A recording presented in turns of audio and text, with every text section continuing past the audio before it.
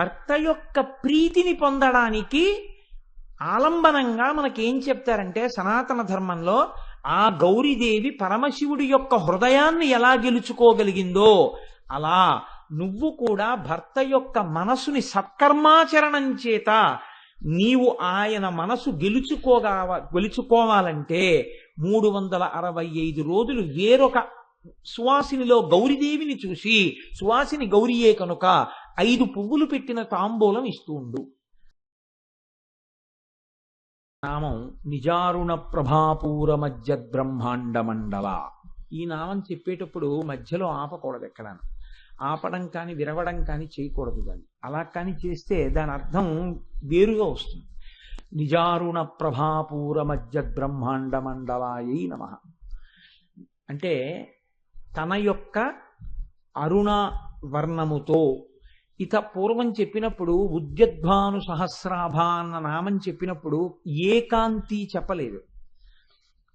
ఉదయిస్తున్న సూర్యుడి కాంతి, ఉదయిస్తున్న సూర్యుడి కాంతి ఎరుపు అని మీరు తెలుసు కాబట్టి దాన్ని అన్వయం చేశారు. ఇప్పుడు చెప్పేస్తున్నారు. ఎప్పుడు అమ్మవారి 4 చేతులు, 4 చేతులలో ఉన్న ఆయుధాలు మీకు ముందు చూడగలిగితే మళ్ళీ ఇంకోసారి ఎరుపు కాంతి వస్తుంది. 2 ఎరుపు కాంతుల మధ్యలో అమ్మవారి 4 చేతులు, 4 ఆయుధాలు ఉన్నాయి. ఇది మీరు బాగా పట్టుకోవలసిన రహస్యం లలితా సహస్రంలో. ఇప్పుడు మీకు ఆ 4 చేతులలో ఉన్న ఆయుధాలు కనపడిన తరువాత మళ్ళీ ఎర్రకాంతి వస్తోంది. ఎటువంటి ఎర్రకాంతి? ఇప్పుడు ఆ కాంతి ఏదో దాపరికం లేదు, చెప్పేస్తున్నారు అది ఎరుపు కాంతి అని. ఎంతటి ఎరుపు కాంతిట అది? నిజారుణ ప్రభాపూర మధ్య బ్రహ్మాండ మండల. ఈ బ్రహ్మాండములన్నింటినీ కూడా ఆ ఎరుపు రంగు ముంచెత్తింది. ఆ ఎరుపు రంగులో మునిగిపోయాయి. అటువంటి ఎరుపు రంగుతో తల్లి ఉన్నది. ఇప్పుడు మీరు ఒకటి ఆలోచించండి, అంతకుముందు చెప్పలేదు ఎరుపని, ఇప్పుడు చెప్తున్నారు ఎరుపని. చెప్పకపోయినా ధ్యానంలో తెలుసుకున్నారు ఎరుపని, ఇప్పుడు ధ్యానం చేయకపోయినా తెలుస్తోంది ఎరుపని. ఏమిటి తేడా? మళ్ళీ ఎందుకు చెప్పాలి ఎరుపు కాంతి? అయిపోయిందిగా, ఓసారి చెప్పారుగా, ఓసారి ఆ కాంతి అర్థమైంది కదా మనకి. ధ్యానం చెయ్యాలి, ఆ ఎరుపు కాంతి మన మీద పడుతున్నట్టుగా శ్రీసరణి అని శంకరాచార్యులు వారు చెప్పారు, విన్నారు. మళ్ళీ ఎందుకు వచ్చింది ఎరుపు అంటే ఇక్కడే లలితా సహస్రనామ స్తోత్ర వైభవం. మనిషి జీవయాత్రలో మలుపు తిరిగేటటువంటి స్థితి ఇక్కడే ఉంది. అందుకే దీన్ని చాలా జాగ్రత్తగా పట్టుకోవలసి ఉంటుంది. మీరు చూడండి, మీరు ఒక గమ్యానికి చేరుకునేటప్పుడు ఒక మలుపు ఒకటి తిరగవలసి ఉంటుంది. ఇక్కడి నుంచి బయలుదేరి అన్నవరం వెళుతున్నారు అనుకోండి, కత్తిపూడి దగ్గరికి వెళ్ళేటప్పటికి కత్తిపూడి నుంచి కుడి చేతి పక్కకి వెళ్ళిపోతే అన్నవరం వస్తుంది, ఎడం పక్కకి వెళ్ళిపోతే రాజమండ్రి వస్తుంది. ఎటూ ఒకటి తిరిగాను కదా అని వెళ్ళిపోయారు అనుకోండి, అన్నవరం ఎప్పటికీ వెళ్ళరు. మహా అయితే చెన్నై వరకు కూడా వెళ్ళిపోతారు తప్ప అన్నవరం మాత్రం రాదు. మీరు సరిగ్గా కుడి చేతి పక్కకి తిరిగారనుకోండి, అన్నవరం వెళ్ళిపోతారు. మలుపు తిరగడం అనేటటువంటిది చాలా చాలా ముఖ్యం. అందుకే మనకి ఒక మాట వాడుతుంటారు, ఆయన జీవితం ఒక మలుపు తిరిగిందండి అంటారు. ఆ మలుపు తిరగడం అన్నది ఎక్కడుంది అంటే ఇదిగో ఇక్కడుంది, ఈ కాంతిలో ఉంది. అసలు నిజంగా ఈ కాంతి ఏ కాంతి? దీన్ని పట్టుకున్న మహాపురుషులు ఉన్నారు. వాళ్ళు అత్యద్భుతమైనటువంటి స్థితిలో ధ్యానమగ్నులై వారు దర్శించారు. ఆ కాంతిని దర్శించి దీని ప్రయోజనం ఇది అని వారు అనుభవించారు.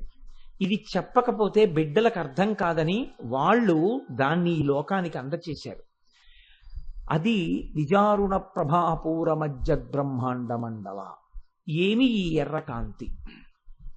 నేను మీకు తేలికగా అర్థమైపోవడం కోసం నేను ఒక మాట చెప్తాను, మీరు కొంచెం జాగ్రత్తగా ముందు మీ లోపల ఒకసారి పరిశీలనం చేయండి. నేనంటాను, ఒక వ్యక్తిలో ఉన్నటువంటి ప్రేమ అభివ్యక్తమైనప్పుడు దయగా మారినది. మీరు ఆలోచించండి ఈ మాట గురించి. నేను ఈ వాక్యం అన్నాను మీతోటి. ఒక వ్యక్తి లోపల ఉన్న దయ, ఒక వ్యక్తి లోపల ఉన్న ప్రేమ అభివ్యక్తమైనప్పుడు దయగా మారినది. నేను ఎందుకు మీకు వెంటనే దీనికి చెప్పేయట్లేదు అంటే, మీరు కొంచెం సేపు ఆలోచిస్తే ఆ ఆలోచనే ధ్యానం.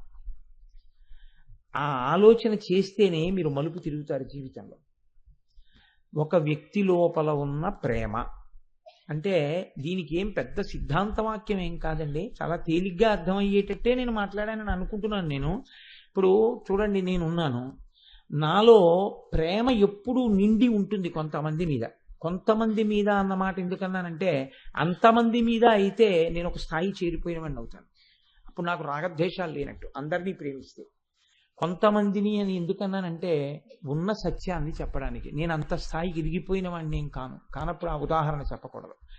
కొంతమంది మీద అన్నప్పుడు నా కొడుకు నాకు ఊహలోకి వచ్చాడు అనుకోండి, ఉత్తర క్షణం నాలోంచి ప్రేమ పొంగుతుంది. నా కూతురు నాలో ప్రేమ పొంగుతుంది.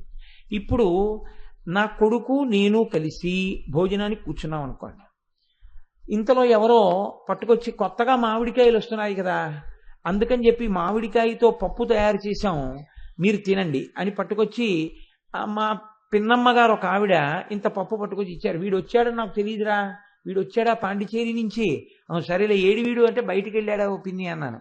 నువ్వు తిను అయితే, మామిడికాయ పప్పు నీకు ఇష్టమని తెచ్చాను అంతే. అంటే నాకు మామిడికాయ పప్పు ఇష్టమని ఏం కాదు, ఒక ఉదాహరణ అంతే. అలా అని మీరు కానీ ఏమో పట్టుకొచ్చారు, అలాంటివి ఏం చేయకండి. ఆ మామిడికాయ పప్పు అక్కడ పెట్టి నేను భోజనానికి కూర్చుంటున్నాను, మా అబ్బాయి వచ్చాడు, భోజనానికి కలిశాడు. సో వాడు అన్నాడు, అబ్బా నాన్నగారండి మామిడికాయ పప్ప అన్నాడు. అంటే నేను అన్నాను, ఒరే నువ్వు వేసుకో, నాకు వద్దు మామిడికాయ పప్పు అన్నాను. నిజానికి నాకు చాలా ఇష్టం, అబ్బా అందులో పిన్ని చేసింది మామిడికాయ పప్పు, పరమ సంతోషంతో నేను అది తినడానికి ఉద్యుక్తుడు అవుతున్నాను. వాడన్నాడు, నాన్నగారంటే మీకు మామిడికాయ పప్పు ఇష్టం కదా, అదేంటి మీరు వేసుకోకుండా నాకేసేస్తున్నారు అన్నాడు. ఏం లేదురా, ఏమిటో కానీ ఈ మధ్య కొంచెం పులుపు తగిలితే పళ్ళు జువ్వమంటున్నాయి రా, తినలేకపోతున్నాను. డాక్టర్ గారు ఏమన్నారంటే, ఒక్క వారం పులుపు తినకండి, తిన్నారంటే మళ్ళీ 20 రోజులు పడుతుంది, ఒక్క వారం రోజులు ఊరుకుంటే తగ్గిపోతుంది అన్నారు, అందుకు నువ్వు తినేయి అన్నాడు. వాడు తినేశాడు, వాడికి తెలియదు నాకేం పళ్ళు జివ్వనవు. ఎందుకు నేను అలా చెప్పాను? వాడు ఒక వారం రోజులు ఉండి మళ్ళీ హాస్టల్కి వెళ్ళిపోతాడు. నేను హాయిగా ఈ ఋతువంతా కాసిన కాయలల్లా నేను వండించుకు తినగలను. అలా కాదులేరా నీకు ఇష్టం కదా నువ్వు తినంటే వాడు తినడు, నాకు సగం వేసేస్తాడు. అందుకని వాడికి పూర్తిగా పెట్టాలి. వాడికి పూర్తిగా పెట్టడానికి నాలో ఉన్న ప్రేమ వాడికి పప్పు పూర్తిగా తినిపించడముగా అభివ్యక్తమైతే దయగా అభివ్యక్తమైనది కదండి. ఈ ప్రేమ అభివ్యక్తమైతే ఒక్క వ్యక్తి పట్ల మాత్రమే అభివ్యక్తమవుతుంది. అందరినీ నేను అలా ప్రేమించగలనా? తిరుపతి ప్రసాదం పెట్టినట్టు మా ఇంటికి వచ్చిన వాళ్ళందరి కోసం పప్పెట్టే పెట్టి తలకోపిసరు పెడతానేంటి? అలా ఏం పెట్టను కదా. కానీ అమ్మవారి యొక్క ప్రేమ ఎలా ఉంటుందంటేట, ఆ తల్లి ప్రేమ సమస్త బ్రహ్మాండములను ముంచెత్తుతుంది. ఎరుపు రంగుకి గుర్తు ఏమిటంటే అరుణాం కరుణ. మీరు ప్రార్థనా శ్లోకంలో చదువుతున్నారు కదా, అరుణాం కరుణాతరంగితాక్షీం ధృత పాశాంకుశ పుష్పబాణ చాపాం. ఆ తల్లి యొక్క ఎరుపు ఆ తల్లి యొక్క ప్రేమ. అమ్మ అంటే ప్రేమ, అమ్మ అంటే దయ. లోపల ఉన్న ప్రేమ పైకి అభివ్యక్తమైతే దయాగుణము. అమ్మ యొక్క ప్రేమ అభివ్యక్తమైతే దయగా. ఆ దయయందు లోకములన్నీ మునిగిపోతున్నాయి. ఎందుకు మునిగిపోతాయి అంటే, ఆవిడ ఆబ్రహ్మకీట జనని. ఆవిడికి వీళ్ళకే నా ప్రేమ వీళ్ళకి నా ప్రేమ ఉండదని లేదు, అందరికీ తన ప్రేమను ఆవిడ పంచిపెట్టేస్తుంది. అది అమ్మ యొక్క గుణం. కడుపున పుట్టిన పిల్లల్లో ఒకడు బాగా చదువుకుంటున్నాడని, లేకపోతే ఒకడు వ్యాయామం చేస్తున్నాడని, లేకపోతే ఒకడు ఐఏఎస్ అవుతున్నాడని, ఒకడు బిఏ పాస్ అవ్వలేదని అమ్మ ఒకడికి అన్నం తక్కువ పెట్టి ఒకడికి అన్నం ఎక్కువ పెట్టదు, అందరికీ అన్నం పెడుతుంది. ఇంకా ఆ మాటకొస్తే, ఎవడు అందరికన్నా బలహీనుడో, ఎవడు అందరికన్నా వృద్ధిలోకి రాలేదో వాడి మీద అమ్మ మమకారం ఎక్కువగా నిలబడిపోతుంది. అమ్మవారి యొక్క మమకారం కూడా అంతే. అందుకే ఆవిడలో ఉన్నటువంటి ప్రేమ వ్యక్తమైతే దయగా ఈ బ్రహ్మాండములనన్నిటినీ ముంచెత్తినది. ఇది ఎలా ముంచెత్తినది, దీని రూపమేమి అని అడిగారు. అంటే దీని రూపమేమి అంటే, నా యందు నా పుత్రుడి పట్ల ప్రేమగా దయగా అభివ్యక్తమైతే మామిడికాయ పప్పు వాడికి పెట్టడంగా అభివ్యక్తమైంది కదండి. ఒక ఉదాహరణకి మీరు భావించండి, తేలిగ్గా అర్థమవుతుందని అలా అంటున్నాను. అమ్మవారి ప్రేమ అభివ్యక్తమైతే దయగా ఎలా అభివ్యక్తమైంది అని అడిగారు. దానికి ఉపనిషత్తు వేదం ఏమంటాయంటే, సో కామయత బహుశ్యాం ప్రజాయేతి అంటే, ఒక్కడిగా ఉన్నటువంటి పరమాత్మ తానే బహుముఖంగా అవ్వాలి అని అనుకున్నాడు, అనేక రూపములు పొందాలి. మనం చూడండి, ఒక చిత్రమైన లక్షణం ఉంటుంది. కెమెరా అనేటటువంటిది పట్టుకుని ఒక ఆయన నించున్నాడు అనుకోండి, ఎంతటి ఆ స్థాయిలో ఉండవలసినటువంటి వాడైనా, ఎంత పెద్ద మనిషి అనిపించుకున్న వాడికైనా ఓ వెర్రి బుద్ధి పుడుతుంది. ఏదో పిల్లలు పెద్ద పెద్ద టోపీలెట్టుకు తిరిగారనుకోండి తిరుపతిలో, అందరూ పెద్ద మనిషి అనుకున్న ఆయన ఏం చేస్తాడంటే, పిల్లలు ఇద్దరి దగ్గర 2 పెద్ద టోపీలు ఇచ్చుకుని తనోటి పెట్టుకుని తన భార్య కోటి పెట్టి ఆవిడ భుజం మీద చెయ్యేసి ఇంతమందిలో ఫోటో తీయించుకుంటాడు. ఎందుకు వచ్చింది ఈ బుద్ధి నీకు? ఎందుకు నీకు ఆ పెద్ద టోపీ, మీ ఆవిడకో టోపీ పెట్టడం ఏంటి, ఫోటో తీయించుకోవడం ఏంటి అంటే, కెమెరా కనపడేటప్పటికీ ఫోటో తీయించుకోవాలన్న కోరిక పుట్టి తన వేషం కొత్తది పెట్టి ఫోటో తీయించినది అక్కడ ఎట్టుకు చూసుకుని విషాయ్ అని మురిసిపోతుంటాడు. అలా ఈశ్వరుడికి కూడా శోకామయ్యతి, లోపల నుంచి ఒక కోరిక పుట్టింది. ఏమని? ఇలా ఒక్కడిగా కాదు, నేనే అనేకమవుతాను, బహుశ్యాం ప్రజాయేతి, అనేకమవుతాను. ఈ కోరిక పుట్టినప్పుడు హింసించడానికి కాదు, తాను అనేకులుగా అవ్వాలనుకున్నాడు. ఇప్పుడు ఇదంతా ఎవరు? అమ్మవారే. సహస్రశీర్ష పురుష, ఆ తల్లే.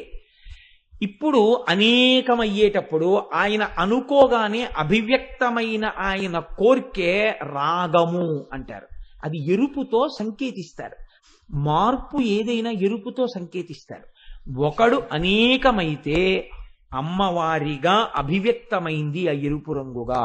అందుకే సృష్టిక్రియ ఎరుపు రంగు చేత చెప్పబడుతుంది.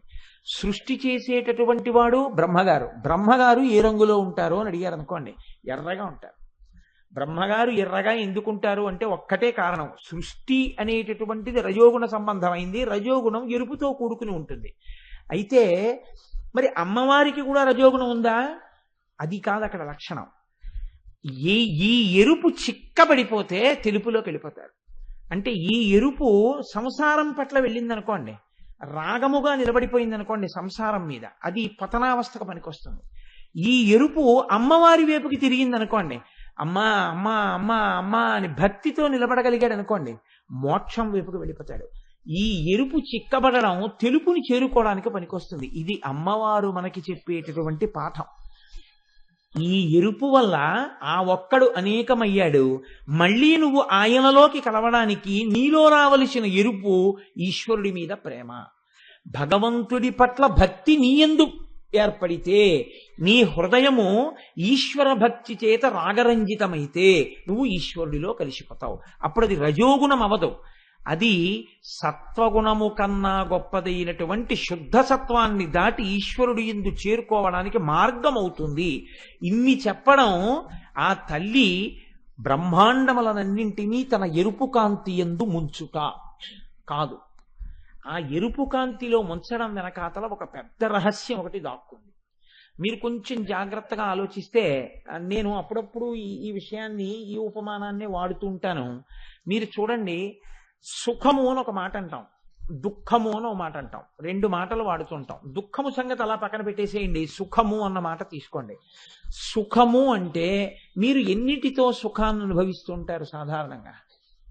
5: కన్ను, చెవి, ముక్కు, నాలుక, చర్మము. ఈ 5తోటే ఒక్కొక్క దాంతో కోటేసి సుఖాలు ఉంటాయి. ఎన్ని సుఖాలైనా ఈ 5తోటే అనుభవిస్తారు. మీరు కొంచెం జాగ్రత్తగా ఆలోచించండి, మీకు ఒక విషయం బయటకు వచ్చేస్తుంది. ఒక వ్యక్తి ఉన్నాడు, ఆయనకి చక్కగా ఉంది, శరీరం అంతా హాయిగా ఉంటుంది. ఈశ్వరుడు ఏం చేశాడంటే, ఒక ప్రయోగం చేద్దాం, ఇలా ఉంటే అలా ఉంటుందో అని కన్నులు ఇచ్చాడు. ఆ కన్నులకు చూసే శక్తి లేదు. ముక్కు ఇచ్చాడు, ఆ ముక్కుకు వాసన చూసి వాసన పసిగట్టగలిగిన శక్తి లేదు. నాలుక ఇచ్చాడు, రుచి చెప్పగలిగిన శక్తి లేదు. చర్మం ఇచ్చాడు, దానికి స్పర్శ శక్తి లేదు. ఇప్పుడు దానికి శబ్ద, స్పర్శ, రస, రూప, గంధ 5 శక్తులు లేవు, తన్మాత్రలు. ఈ 5 తన్మాత్రలు తీసేసి 5 జ్ఞానేంద్రియములను మాత్రం ఉంచాడు. ఇప్పుడు నాకు ఒక విషయం మీరు చెప్పండి, పైన బ్రహ్మాండంలో ఎన్ని అందాలున్నాయి, ఇతనికి ఏమైనా సంబంధం ఉంటుందా?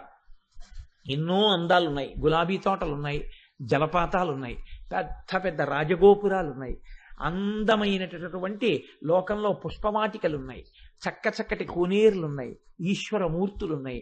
ఇతను ఏమైనా చూస్తాడా? ఇతను అనుభవించేది ఏం లేదు, ఎందుకంటే ఇతనికి కళ్ళు లేవు.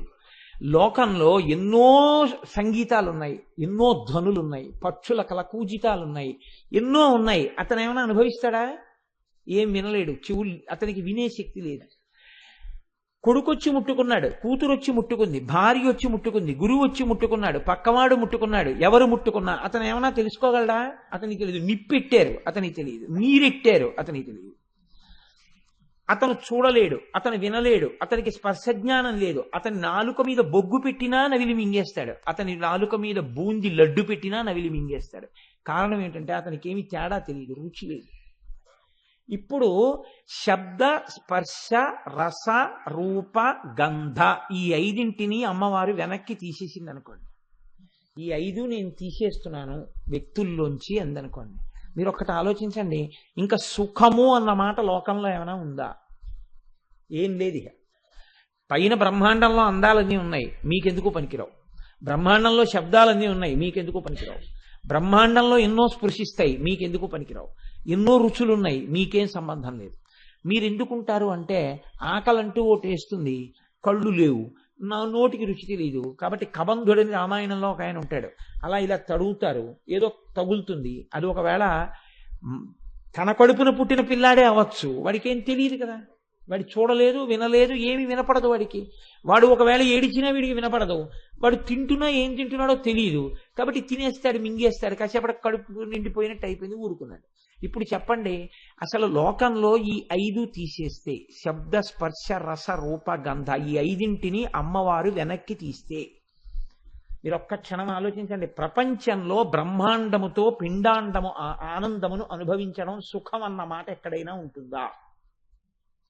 ఏం లేదు, లేదు కదా. మీరు ఒక్కసారి అటువంటి ప్రపంచాన్ని ఒక్క నిమిషం పాటు ఊహ చేయండి.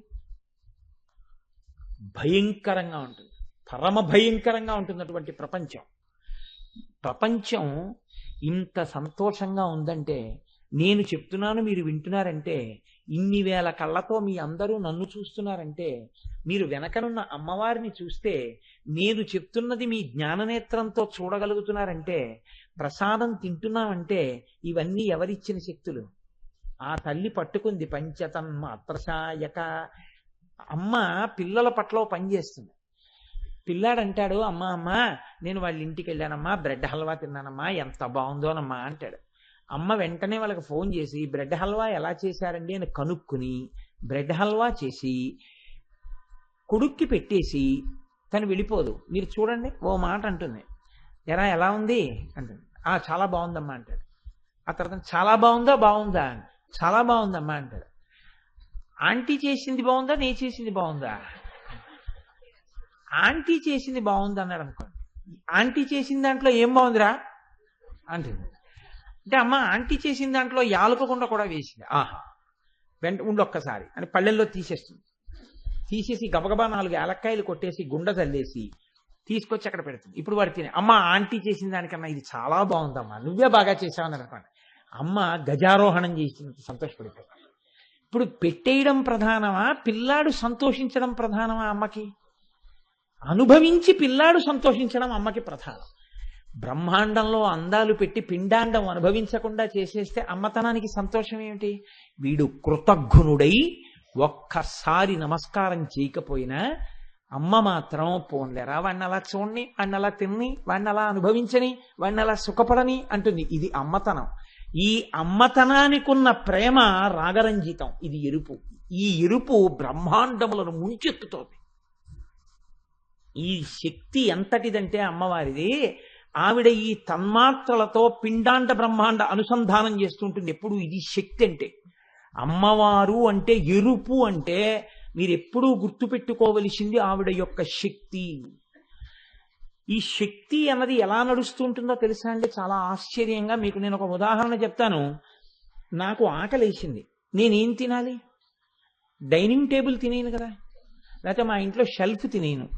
కాబట్టి నేను ఇప్పుడు ఏం తినాలి? పృథివిలోంచి వచ్చింది తినాలి. పృథివిలోంచి వచ్చిన ఒక యాపిల్ పండు అక్కడ ఉంది. నేను ఇప్పుడు ఆ యాపిల్ పండు తినేశాను.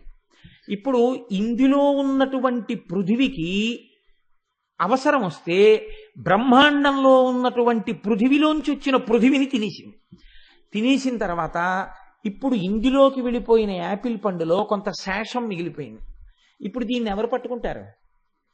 ఎవరు పట్టుకోరు. ఆ పృథివిని, శేషాన్ని మరునాడు ఉదయం మళ్ళీ పృథివీ పుచ్చుకుంటుంది. ఈ పిండాండానికి దాహం వేసి నీళ్లు కావాలి. ఎవరైనా సృష్టించి ఇస్తారేంటి? బ్రహ్మాండమే నీరు ఇవ్వాలి. బ్రహ్మాండంలో నీరు నేను పుచ్చుకున్నాను, ఇందులో మళ్ళీ కొంత నీరు మలినంతో ఉండిపోయింది, ఎవరు పుచ్చుకుంటారు? బ్రహ్మాండమే పుచ్చుకోవాలి. దీనికి ఊపిరి కావలసి వచ్చింది, వాయువు ఎవరిస్తారు? బ్రహ్మాండమే ఇస్తుంది. బ్రహ్మాండంలో వాయువు పిండాండం పుచ్చుకుంది, ఇందులో మళ్ళీ లోపలికి వెళ్ళిన వాయువు కలుషితం అయిపోయింది. ఇప్పుడు దీన్ని ఎవరు పుచ్చుకుంటారు? మళ్ళీ బ్రహ్మాండమే పుచ్చుకుంటుంది. దీనికి వేడి కావలసి వచ్చింది, వేడి బ్రహ్మాండంలోదే పుచ్చుకోవాలి. దీనికి వేడి ఎక్కువైపోయింది, ఎవరికి ఇచ్చేయాలి? బ్రహ్మాండానికే ఇచ్చేయాలి. ఇప్పుడు మీకు తెలియకుండా రేడియేషన్ అని ఒకటి ఉంటుంది. రేడియేషన్ అంటే చల్లగా ఉన్నప్పుడు వేడెక్కించుట, వేడిగా ఉన్నప్పుడు చల్లబరుచుట. మీరు చూడండి, శీతాకాలంలో మీరు అంటే పొగొస్తుంది, బయట చల్లగా ఉంటే లోపల ఉండవలసిన 98.4 ఫారిన్ హీట్ ఎంత ఉందే అంత వేడిని ఉంచుతూ ఉంటుంది శరీరంలో. ఎవరు ఉంచుతున్నారు? నిప్పులు మనం మింగామా, మంట పక్కన కూర్చున్నామా? ఉంచుతున్న శక్తి ఒకటి ఉంది, అది ఉంచుతూ ఉంటుంది. వీడు పొద్దున్నుంచి రాత్రి వరకు తెల్లారే వరకు ఏసీలోనే ఉన్నా శరీరంలో వేడి మాత్రం 2 పాయింట్లు కూడా తగ్గకుండా ఒక శక్తి చూస్తూ ఉంటుంది. ఏ శక్తి ఉన్నదో ఆ శక్తి సమన్వయం చేస్తోంది పిండాండ బ్రహ్మాండాల్ని. అందులో నీళ్ళు ఇందులోకి, ఇందులో నీళ్ళు అందులోకి, అందులో గాలి ఇందులోకి, ఇందులో గాలి అందులోకి తిప్పుతుంటుంది. ఈ సమన్వయంలో మీరు గమనించండి ఒక విషయం, పృథివిని పుచ్చుకుని పృథివిని వదిలిపెట్టడంలో తేడా వచ్చిందనుకోండి, ఇందులో ఆకలి వేయట్లేదు కానీ తినాలి కదా, ఓ యాపిల్ పండు తిన్నాను, వాంతి అయింది. సరే, ఉపన్యాసం చెప్పేసి వచ్చి డాక్టర్ గారి దగ్గరికి వెడదాం అనుకున్నాను, ప్రమాదం ఏం లేదు, కాస్త ఏదో వామో ఏదో తినేసి ఉపన్యాసం చెప్పేసి తర్వాత వెళ్ళచ్చు. కాదు, నీటిని పుచ్చుకుని నీటిని వదలడంలో తేడా వచ్చింది. ఇలా నీళ్లు తాగితే ఇలా వాంతి అయిపోతున్నాయి. ఇప్పుడు డీహైడ్రేషన్. ఉపన్యాసం చెప్పాక వెళ్ళడానికి వీల్లేదు, ముందు టాబ్లెట్ వేసుకుని ఉపన్యాసానికి రావాలి. ఉపన్యాసం చెప్పచ్చేమో, కాదు, వేడి తగ్గిపోతోంది, ముందు అరికాళ్ళు తొందరగా మర్దనా చేసి 108కి ఫోన్ చేయాలి. ఊపిరి అందట్లేదు, బయట వాయువు లోపలికి వెళ్ళలేదు. ఇప్పుడు ఎలా ఉన్నవాడిని అలా ముందు పరిగెత్తాలి డాక్టర్ గారి దగ్గరికి. ఈ అనుసంధానంలో ఒక భూతముతో ఒక భూతము యొక్క అనుసంధానము మరింత క్లేశమైపోతాయి. పృథివి అంది పృథివి వెళ్ళకపోతే పర్వాలేదు, జలము అంది జలము వెళ్ళకపోతే పర్వాలేదు, కొంత వాయువు అంది వాయువు వెళ్ళకపోతే ప్రమాణం. మరి ఇంతకాలం వాయువు అంది వాయువు వెళ్ళేటట్టు ఎవరు చేశారు? ఆవిడే. ఏ శక్తి నీ కంటికి కనపట్టలేదో ఆ శక్తి వాయువు అందించి వాయువు తీస్తోంది, ఆ శక్తి నీరు అందించి నీరు తీస్తోంది, ఆ శక్తి పృథివిని అందించి పృథివి తీస్తోంది, ఆ శక్తి వేడిని అందించి వేడిని తీస్తోంది. 1 డిగ్రీ వేడి ఎక్కువైతే నీ కళ్ళు ఎర్రబడిపోయి పడుకుంటావు. 4 డిగ్రీలు తగ్గిపోతే నీ ఒంట్లో వేడి తగ్గిపోయి ప్రమాదానికి వెళ్ళిపోతావు. ఎవరుంచుతున్నారు ఎప్పుడు నీలో వేడిని? ఈ తల్లి ఎందుకు చేస్తోంది? నువ్వేం చేస్తున్నావని ఆవిడ నీకు చెయ్యాలి ఇవన్నీ. అమ్మ తాను చేసేటప్పుడు వీడు తనకి చేస్తాడని చెయ్యదు. మీరు ఒక్కటే జ్ఞాపకం పెట్టుకోండి, ప్రపంచం మొత్తం మీద అమ్మ ఒక్కతే ఒక మాట అంటుంది. తండ్రి కూడా, మీరు ఏమనుకోవద్దు, ఒక ఆలోచన ఉంటుంది, నా జీవితం వీడి దగ్గర వెళ్ళమారాలంటారు. కాబట్టి వీడిని ఇంత చదివిస్తున్నానంటే రేపు వీడు ప్రయోజకుడైతే నాకు కీర్తి, నాకు భద్రత అనుకుంటాడు. అమ్మ మాత్రం ఏమంటుందో తెలుసా అండి? వాడు రేపు ఏదో అయి తనకేదో ఇవ్వాలని కోరుకోదు. వాడికి ఏదైనా అనారోగ్యంగా ఉంటే ఆవిడంటుంది, నాన్న నా ఆయుర్దాయం నువ్వు పోసుకుని బతుకంటుంది. అంటే నీ ఆయుర్దాయం తీసి వాడికి ఇచ్చేస్తే నువ్వు వెళ్ళిపోతే పర్వాలేదంట. మరి వాడు రేపొద్దున నీ ఆయుర్దాయం పుచ్చుకుని వాడు పెద్దవాడైతే, వాడు గొప్పవాడైతే నువ్వు చూడవా? నాకు అక్కర్లేదంట. మరి నీకేం కావాలి? వాడు అలా ఉంటే నాకు చాలు, నాకేం అక్కర్లేదంట. ఇది అమ్మతనం. అమ్మ కృతజ్ఞత కోరని వ్యక్తి ప్రపంచంలో ఎవరైనా ఉంటే అమ్మ ఒక్కతే. అందుకే ఒక మహాపురుషుడు ఏం చేశాడంటే, చనిపోతూ ఒక చీటీ రాసి పెట్టెలో పెట్టి, ఒరేయ్ నేను వెళ్ళిపోయిన తర్వాత మీరు దీన్ని చూడండి రా అన్నాడు. ఆయన చనిపోయిన తర్వాత చీటీ తీశారు. పిల్లలు మాట వినేవారు కాదు, తండ్రి మాట. అందులో ఆయన వరుసగా రాశాడు. 1, మొట్టమొదట మీరు చెయ్యవలసిన పని అప్పిచ్చి తిరిగి అడగవద్దు అని రాశాడు. ఆహా, ఎంత గొప్ప మాట! అప్పిచ్చి తిరిగి అడగవద్దా? 2, విత్తు వేసి పందిరి పెట్టవద్దు. అదేమిటి, విత్తనం పెట్టి పందిరి పెట్టద్దా? సరే, అమ్మకి అన్నం పెట్టవద్దు. 3. 4. లోకంలో క్షామం వస్తే మీ ఇల్లు మీరు తవ్వేసుకోండి. చాలా మందికి చూపించారు. మా నాన్నగారు చాలా పండితుడండి, 4 పెట్టిలో పెట్టి నేను వెళ్ళిపోయాక చూడండి అన్నాడు, ఎందుకు రాశాడండి అని అడిగారు.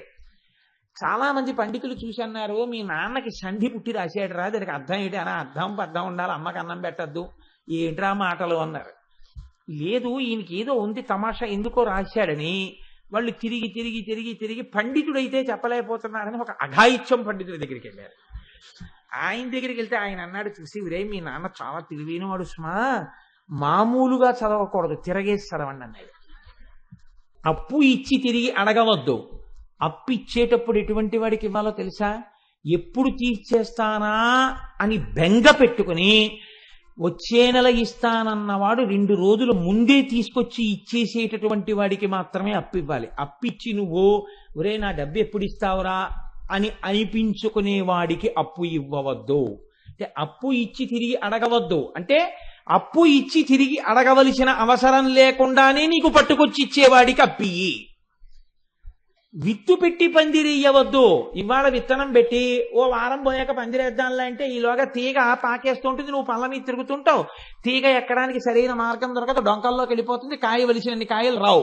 ముందు పందిరేసి విత్తనం పెట్టు, ఎక్కువ ఫలసాయం వస్తుంది. అమ్మకి అన్నం పెట్టవద్దు. నువ్వెప్పుడు అమ్మకి అన్నం పెట్టకో, అమ్మ చేతి అన్నం నువ్వు తిను. నేను అమ్మకి అన్నం పెడుతున్నాను అనుకో, మా అమ్మ చేతి అన్నం నేను ఇంకా తింటున్నానండి, నా అదృష్టం అను. 4. దేశంలో క్షామం వస్తే నీ ఇల్లు నువ్వు తవ్వుకో. దేశంలో క్షామం వస్తే ఇల్లు తవ్వుకోవడం ఎందుకో? ఇంకా ఎక్కడా ఎవరికి ఒకరికొకరు పెట్టుకునేటటువంటి రోజు ఉండదు కనుక నీ ఇంటి కింద మీరు పనికి మాలిన వాళ్ళని ఒక పాతు పెట్టాను, అప్పుడు అది బయటికి తీసుకుని బతకండి రా అని మీ నాన్న పాతు పెట్టాడు రా అన్నాడు.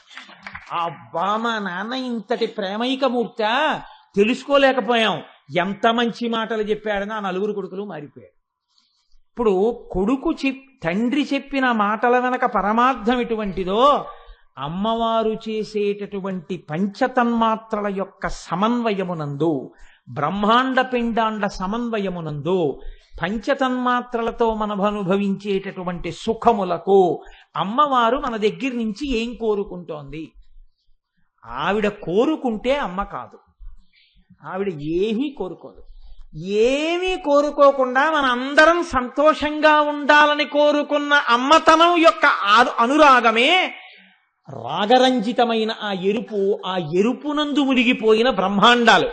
అమ్మయందు ఆ ఎరుపు లేకపోతే, ఆ అమ్మ ప్రేమలో నువ్వు మునగకపోతే ఇవాళ నువ్వు ఉండడం అన్నదే ఉండదు. అదిరా అమ్మవారి ప్రేమ అంటే. కాబట్టి నిజారుణ ప్రభాపూరమజ్జద్బ్రహ్మాండ మండల, ఆవిడ ఎరుపులో ఈ బ్రహ్మాండములు మునుగుతున్నాయంటే ఆ అరుణిమ ఆవిడ యొక్క కరుణ. ఇది పట్టుకున్న మహాపురుషులు ఎవరో తెలుసా అండి? శంకర భగవత్పాదులు సౌందర్యలహరిలో చెప్పారు. ఎంత అందంగా చెప్పారో చూడండి మహానుభావుడు. రాళా కేశేషు ప్రకృత సరళా మందహసితే శ్రీశాభా చిత్తే దృషదుపల శోభాకుచతటే భృశంతన్వీ మధ్యే పృథురురసిజారోహ విషయే జగత్రాతుం శంభోర్జయితి కరుణా కాచిదరుణా అన్నారు. అరుణ, అమ్మా నీ ఎరుపు కరుణ, పరమేశ్వరుడి యొక్క కారుణ్యమే నీ ఎరుపుతనంగా బయటికి వస్తోంది. అమ్మా నువ్వు ఎటువంటి దానివో తెలుసా? అది శంకరాచార్యుల వారి ప్రజ్ఞ అంటే అనుభవించిన మహాపురుషుడు. ఆయన అంటారు, అరాళా కేశేషు, అమ్మా నీ ఒంటి మొత్తం మీద వంకర టింకరలుగా ఉన్నది ఒక్కటే ఉంది. ఏమిటది? నీ జుత్తు ఒక్కటే, నొక్కుల జుత్తు. అందుకని ఇప్పుడు అది అందమా అందవికారమా? వంకర టింకరగా ఉండడం ఎవరికైనా తప్పే. అమ్మవారి దగ్గర వంకర టింకరగా ఉన్నది ఒక్కటే ఉందన్నారు ఆయన. ఏదమ్మా అన్నారు. కేశేషు, నీ జుత్తు అంటే అమ్మవారు ఏమనాలి? పక్కుని నవ్వాలి. ఎంత గొప్పగా చెప్పావాయ్ శంకరా అని.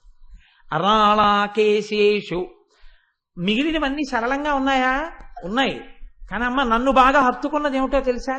ప్రకృత సరళా మందహసితే, తెచ్చి పెట్టుకుని ఎప్పుడో ఓసారి 6 నెలలకోసారి మాత్రమే నవ్వే శుద్ధమైన నవ్వు కాదు. ప్రకృత సరళ, అసలు నీ నవ్వుక అలవాటు.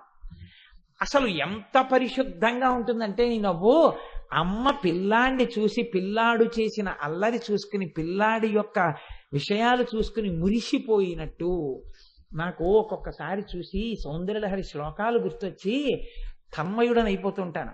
ఒక్కొక్కసారి పిచ్చాడు నిలబడినట్టుగా నిలబడిపోతుంటాం ఇలాంటివి జ్ఞాపకానికి వస్తే. అమ్మ ఆశీర్వచనం 33 కోట్ల మంది దేవతల ఆశీర్వచనానికి కొన్ని కోట్ల రెట్లు పైన ఉంటుంది. అంత గొప్ప ఆశీర్వచనం. అమ్మ నిండు మనస్సుతో మాట్లాడినట్టు లోకంలో ఎవ్వరూ మాట్లాడలేరు. అటువంటి మనస్సు అమ్మ మనస్సు.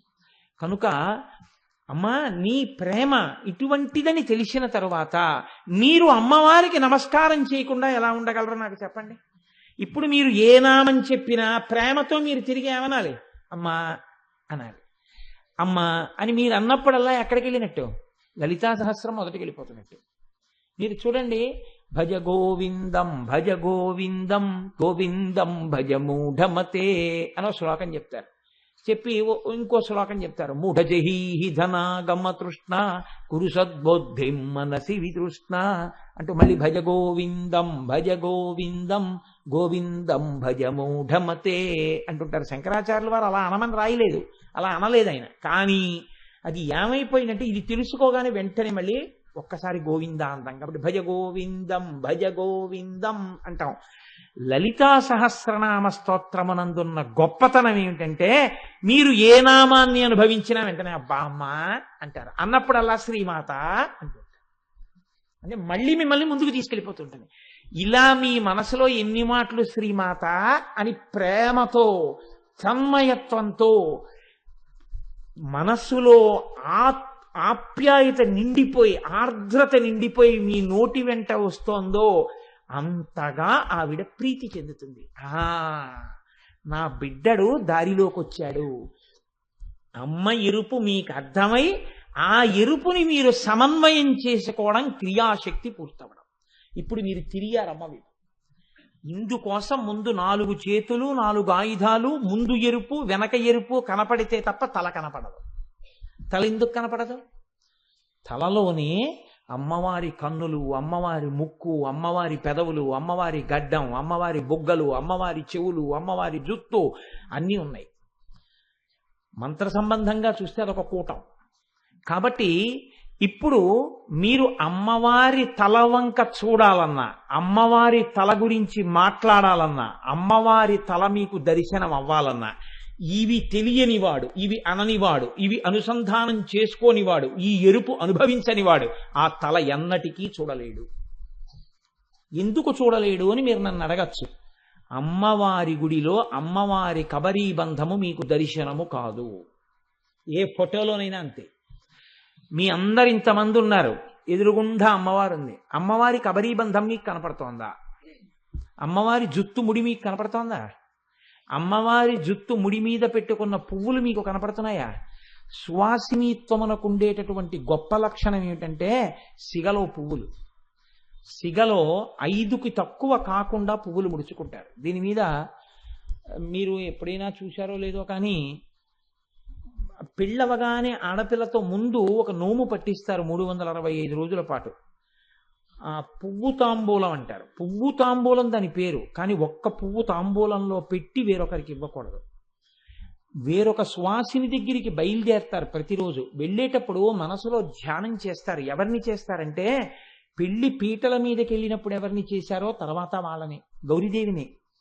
గౌరీదేవికి నమస్కారం చేసి తాంబూలం పట్టుకుని తాంబూలంలో 5 పువ్వులు పట్టుకుని పెడతారు.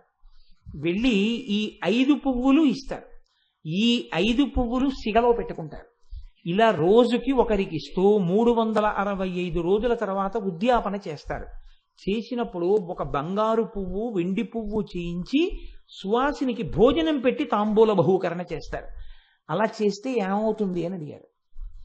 ఒక్కటే, ప్రపంచంలో పండితుడికి సత్కారం ఉంటుంది, పురుషుడికి అధికారం ఉంటుంది, లేకపోతే ఉద్యోగం ఉంటుంది. ఉద్యోగం పురుష లక్షణం. ఉద్యోగం పురుష లక్షణం అంటే చాలామంది ఏమనుకుంటారంటే ఏదో ఓ 10,000 5,000 సంపాదించడానికి వ్యాపకం చేయడం అనుకుంటారు. అది కాదు ఉద్యోగం అంటే. అలా అయితే వేదం చదువుకుంటూ కూర్చున్న వాళ్ళందరూ కూడా పురుష లక్షణాలు లేని వాళ్ళు అవుతారు. అది కాదు దాని అర్థం. ఉద్యోగం అంటే ప్రయత్నం. ప్రయత్నం చెయ్యడం పురుష లక్షణం. అన్నీ తమంత తాము జరుగుతాయని కూర్చోకూడదు. నీ పురుష ప్రయత్నం ఉండాలి. తను ప్రయత్నం చెయ్యాలి. ప్రయత్నం చెయ్యడం పురుషుడి యొక్క లక్షణం. సాధించి తెచ్చిన దానితో తృప్తిగా ఇల్లు నడపడం ఆడదాని లక్షణం. ఆడదానికి చాలా గొప్ప సత్కారం ఇది జీవితంలో అని అడిగారు. భర్త యొక్క మెప్పుదలయే. భర్త మెచ్చుకుంటే ఆడదాని జీవితంలో అంతకన్నా సత్కారం లేదు. ప్రతిరోజు భర్త యొక్క సంతోషాన్ని భార్య పొందిందనుకోండి, ఆమె జీవితమునకు గౌరీదేవి సంతోషిస్తుంది. అది మహా గొప్ప జీవితంగా భావన చేయబడుతుంది. అందుకే భర్త యొక్క ప్రీతిని పొందడానికి ఆలంబనంగా మనకేం చెప్తారంటే, సనాతన ధర్మంలో ఆ గౌరీదేవి పరమశివుడి యొక్క హృదయాన్ని ఎలా గెలుచుకోగలిగిందో అలా నువ్వు కూడా భర్త యొక్క మనసుని సత్కర్మాచరణం చేత నీవు ఆయన మనసు గెలుచుకోవాలంటే 365 రోజులు వేరొక సువాసినిలో గౌరీదేవిని చూసి, సువాసిని గౌరీయే కనుక 5 పువ్వులు పెట్టిన తాంబూలం ఇస్తూ ఉండు. నీ జీవితాంతం అంత సంతోషాన్ని పొందుతావు. అందుకే పెళ్ళవగానే ఆడపిల్లతో అత్తవారు ఈ నోము పట్టిస్తారు. సరే, ఇవాళ అసలు అత్తగారికే తెలియదు కాబట్టి గొడవే లేదు. కాబట్టి ఇప్పుడు తల్లి యొక్క కబరీబంధ దర్శనం చెయ్యాలి. తల్లి యొక్క కబరీబంధ దర్శనం చేయడం అంటే మీకు దేవాలయంలోకి వెళ్ళి చేద్దామంటే మీరు మూర్తి వెనక్కి పంపరు. మూర్తి వెనకాలకి వెళ్ళి చూడ్డానికి కుదరదు. మీకు అలా ఏం పంపించరు.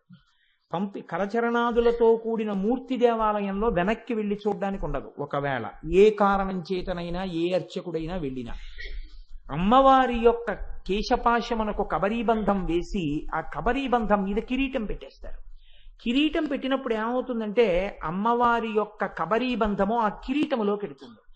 ఇప్పుడు ఆ కబరీబంధంలో ఉన్న పువ్వులు మీకు అసలు కనపడే అవకాశం ఉండదు.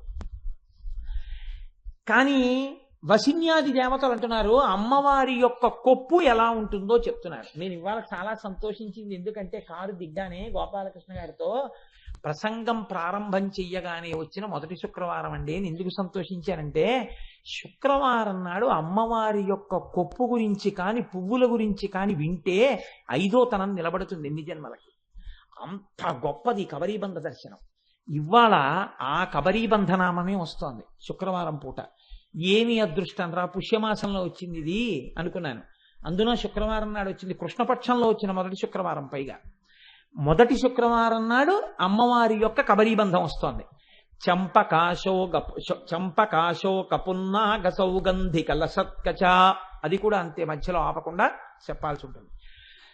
చంపక అశోక సంపంగి పూలతో, అశోక పుష్పములతో, పున్నాగ పూలతో, సౌగంధిక చెంగల్వ పూలతో కట్టబడినటువంటి దండలు అమ్మవారి యొక్క కబరీబంధమునకు చుట్టు తిప్పబడి ఉన్నవి.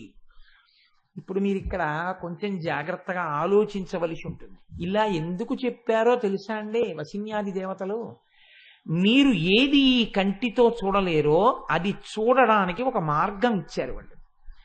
ఎందుకు అలా దర్శనం చెయ్యాలి అంటే, అలా చేస్తే ఏమవుతుంది అంటే అమ్మవారి కేశభారమును అనగా జుత్తుముడిని చూస్తే ఉత్తర క్షణంలో మీ క్లేశభారము నశిస్తుంది. మీ క్లేశం పోతుంది. మీకు ఏ కష్టం ఉందో ఆ కష్టం తొలగిపోతుంది. లేదా వచ్చే కష్టం ఏదైనా ఉంటే తొలగుతుంది. అందుకే అమ్మవారి కేశభార దర్శనం అంత గొప్పది. మీకు ఎక్కడా కనపడదు. ఏ దేవాలయంలో ఏ ఫోటోలో కనపడదు. ఇప్పుడు ఎలా చూడాలి? మీరు అంతర్నేత్రంతో చూడాలి. అంతర్నేత్రంతో చూడాలంటే ఇలా ఉంటుందని చూసినవాడు మీకు చెప్తే మీరు అలా ఉంటుందని ఊహ చేస్తారు. ఎలా ఉంటుంది? ఒక సువాసిని యొక్క కొప్పు ఎలా ఉండాలో అలాగే ఉంటుంది. చంపకాశోక పున్నాగ సౌగంధి కలసత్కచ. అయితే ఇక్కడ మీరు ఒక విషయాన్ని కొంచెం జాగ్రత్తగా ఆలోచించండి. అంటే నేను ఎవరిని ఉద్దేశించి అంటలేదు ఈ మాటలు. మీరు కొంచెం it should be construed in a realistic perspective. దాన్ని మీరు సరి అయిన కోణంలో మాత్రమే విచారణ చేయాలి, కానీ లేకి మాటగా మీరు ఆలోచించకూడదు. ఒక వయస్సు వచ్చిన తర్వాత నాకు ఇప్పుడేం పెద్ద జడ ఏమిటండి, మీరు ఏమిటి ఇంతంత చామంతి పూలదండ ఇంతట్టుకొచ్చారు అనొచ్చు భార్య. కాబట్టి ఇంతంత పువ్వులతో ఉన్న పెద్ద దండ ఆవిడ పెట్టుకోవడానికి అంత పెద్ద కబరీబంధం ఆవిడికి లేకపోవచ్చు.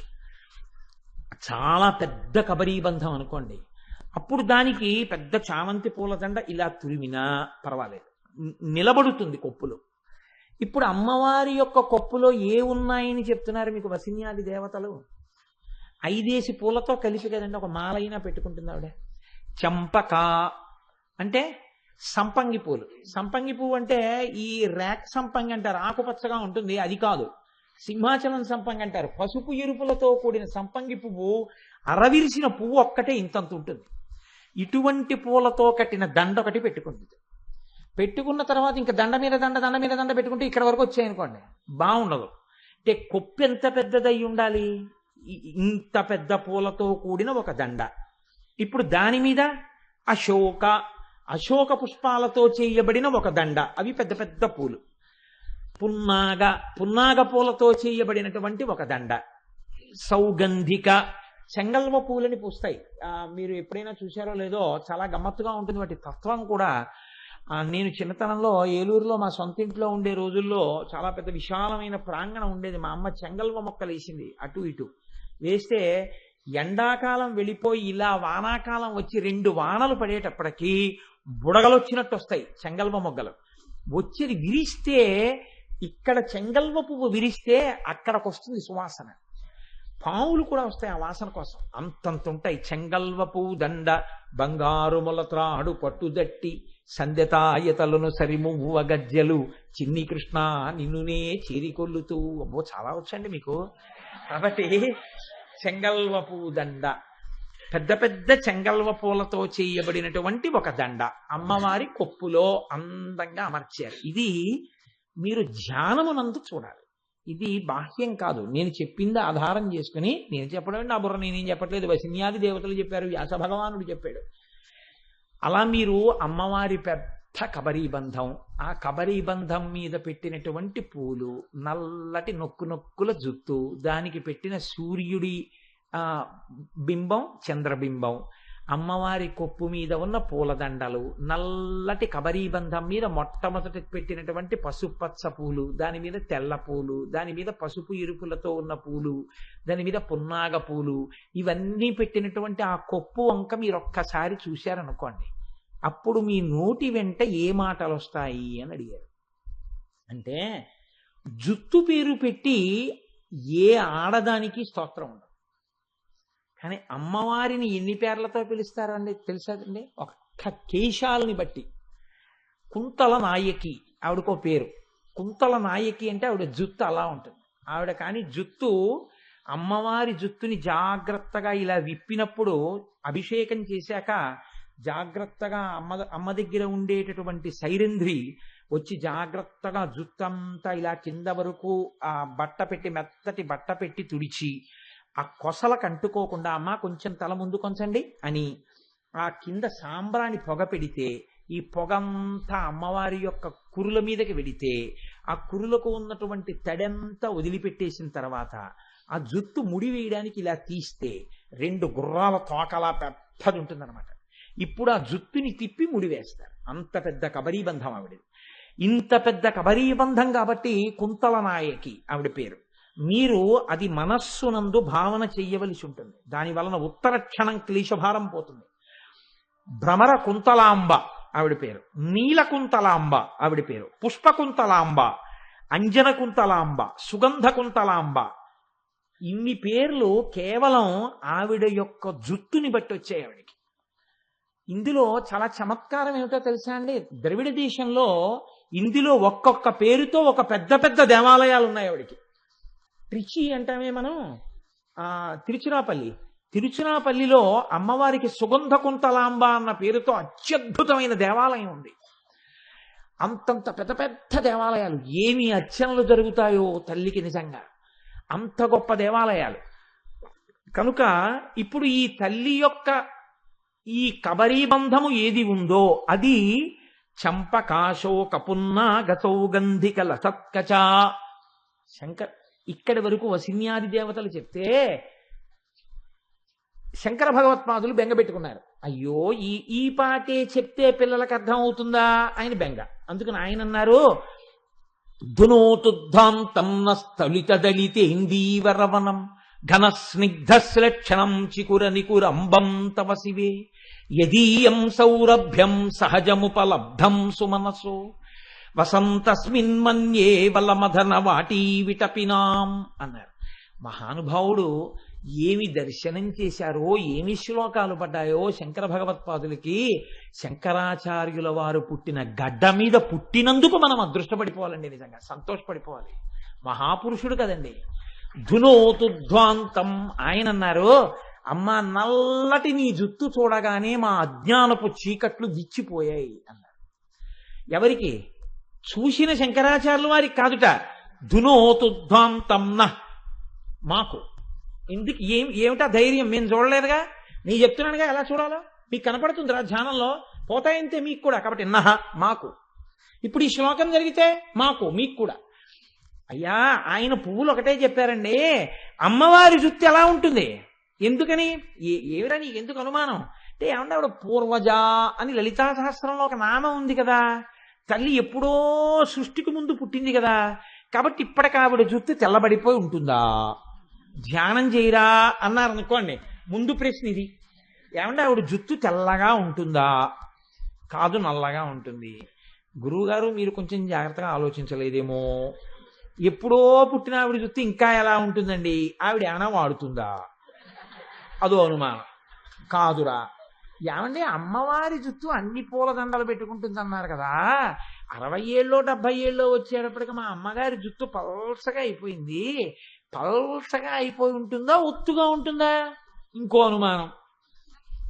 ఒకవేళ ఎప్పుడు అమ్మవారు అపర్ణగా తపస్సు చేసిందిగా శంకరుడి కోసం, ఇలా తపస్సు చేసినప్పుడు అప్పుడు అమ్మవారి జుత్తు జటలు అవి ఏమైనా కట్టేసి కొంచెం పింజిలుగా ఏమైనా ఉంటుందా అండి? లేకపోతే అందరూ ఆడవాళ్ళు రాసుకున్నట్టు అమ్మవారు కూడా కొంచెం ఏమైనా మంచి మంచి సుగంధ తైలాలు అవి ఏమైనా రాసుకోవడం వల్ల జుత్తు మెరుస్తూ ఏమైనా ఉంటుందా? లేకపోతే మామూలుగా ఉంటుందా? ధ్యానం చేయరా అని ఒక్క మాట అన్నందుకు ఇన్ని అనుమానాలు గురువుగారు అడుగుతారు.